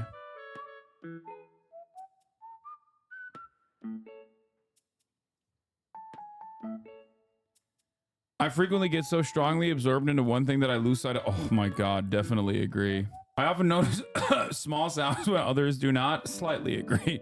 I usually notice car numbers on plates or similar strings of information. No, I definitely disagree.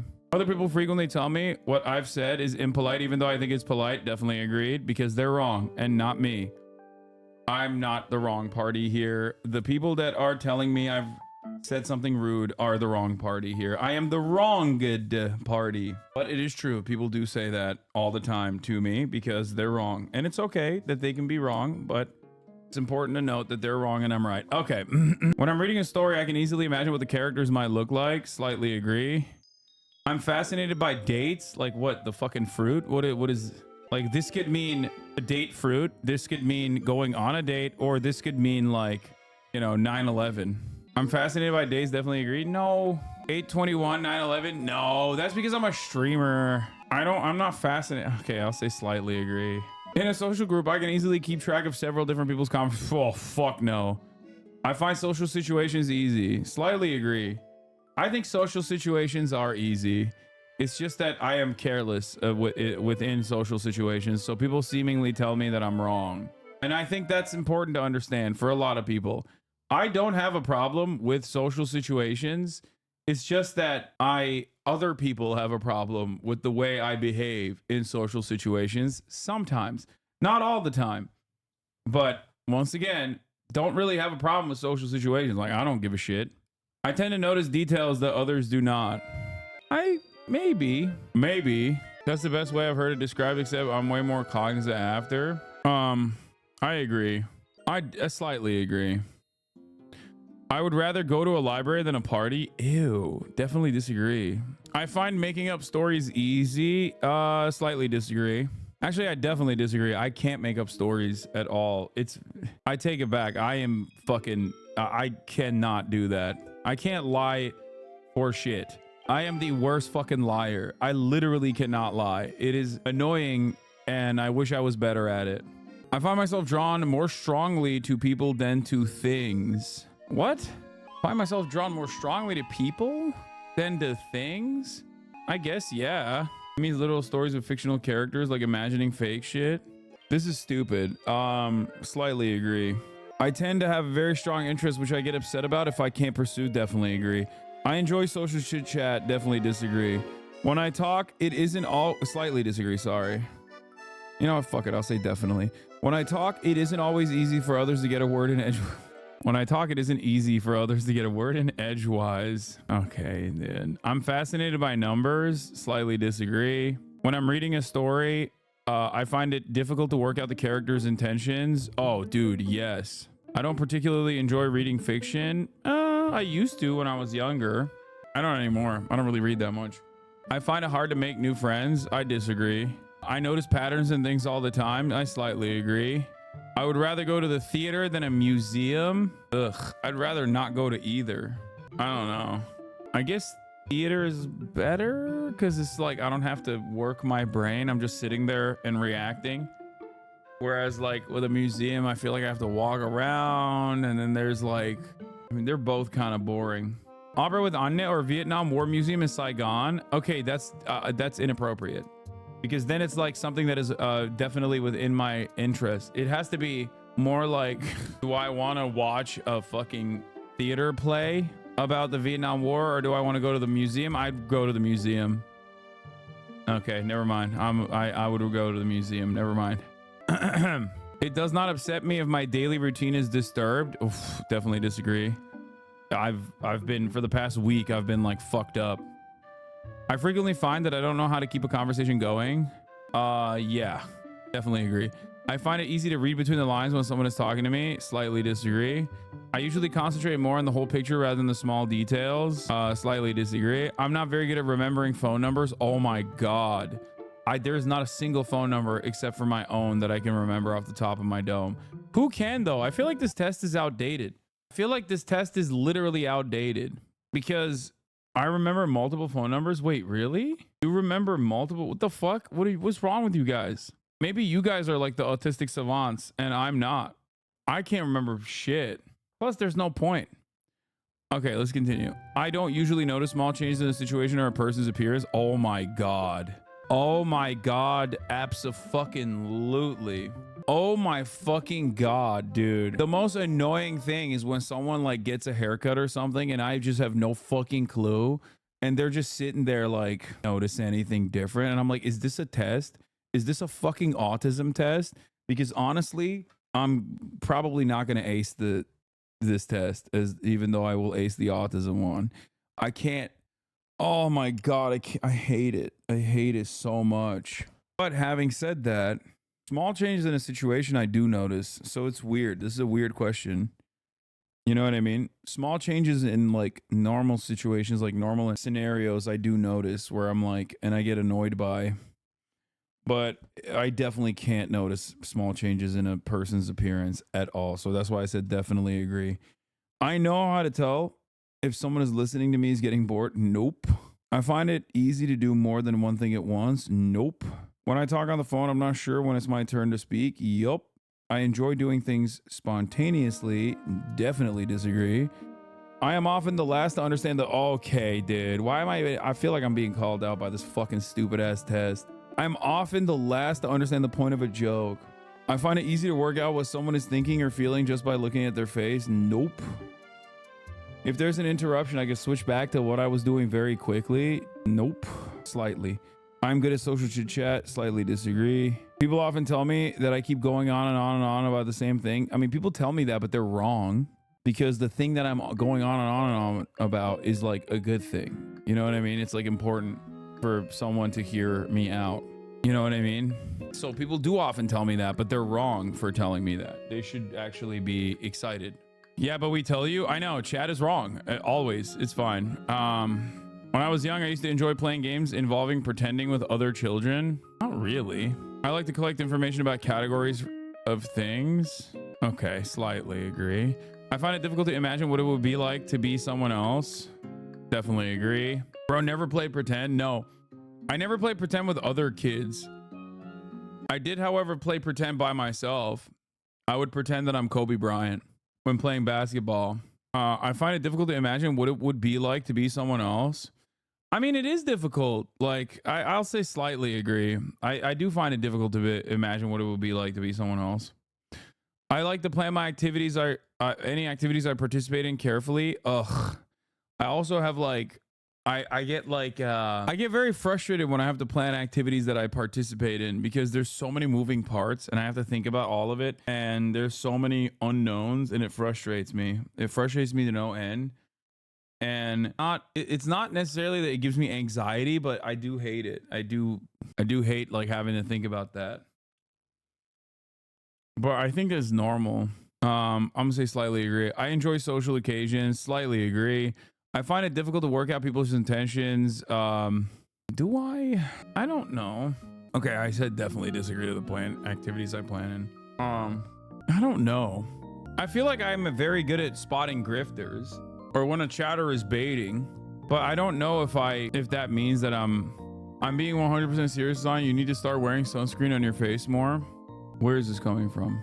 Why do chatters do this? You see a couple freckles on my face and you fucking lose your mind. I'm 28 and you have less wrinkles than me. Don't listen to them. It's because I moisturize now. Look fine, bro, but a daily moisturize with some SPF couldn't hurt in general. No, I know. No, babe. I have also said this before. The sun is burning your skin. Oh my God. Okay, I find it difficult to work out people's intentions. I'm gonna say slightly disagree. New situations make me anxious. Definitely agree. I enjoy meeting new people. Slightly agree. I'm a good diplomat. Oof, definitely disagree. I'm not very good at remembering. Oh my God, definitely agree. I am not good at remembering people's date of birth. The only person whose date of birth I know is my brother. That's it. And that's only because, and that is because it's so close to mine. That's it. I find it very easy to play games with children that involve pretending. Definitely disagree. What the fuck? 34. What? AQ doesn't really offer much insight into the specific autistic traits, as it only offers a single score. Any score 26 or greater indicate the presence of autistic traits. So the higher the score, the more autistic traits you have. Furthermore, 79.3% of autistic people score 32 or higher. So scores 32 or above are particularly significant. The AQ is particularly sensitive in distinguishing between autistic and non-autistic adult females. Do note that no single test is conclusive. Okay, see, it's not conclusive. It's not conclusive. It's not conclusive. And not every autistic person necessarily scores above the defined threshold on each test. The important number is that only 2% of controls score this high. You know, it's not. I think you guys are wrong. I think. Not one single test. You took 2, bro. Yeah, well, those are both individually insignificant. You know what I mean? Sorry if this is parasocial, but do you think you'll see a professional? No. Listen, you don't want to know why I will not be seeing a professional? Because the past 33 years, I've been doing pretty good. All right? I've been doing pretty fine for myself, regardless of whether I have autism or not. So the way I see it is like, why rock the boat? What's going to change in my life? You know what I mean? What's going to fucking change in my life if I get an official autism diagnosis from a healthcare professional? That's it. You might buy more puzzles. I don't really fuck with puzzles, you know? Yeah, why fix it if it ain't broke is my attitude. Jacksepticeye had one done? Yeah, but, you know, to each their own, I guess. Better parking? Wait, you get a handicap plate for autism? I don't think you can. You'll become a 2-time ADHD autistic champion? Yeah, I already have ADHD. I'm good. You can skip lines at Disney. Help me avoid some of the more self-destructive behaviors I've co-developed, but like you said, to each their own. Yeah, you know, look, I have an attitude where it's this is not just about an autism diagnosis, but just everything in general.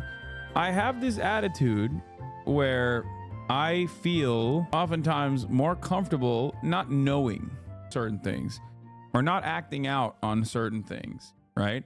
And that is, it's the same principle behind like people saying, Hassan, you are too aloof and too careless when you're out in public. For me, oh my God, Zelda, right? This is Zelda, right? Or is this Pokemon music? No, it's Zelda.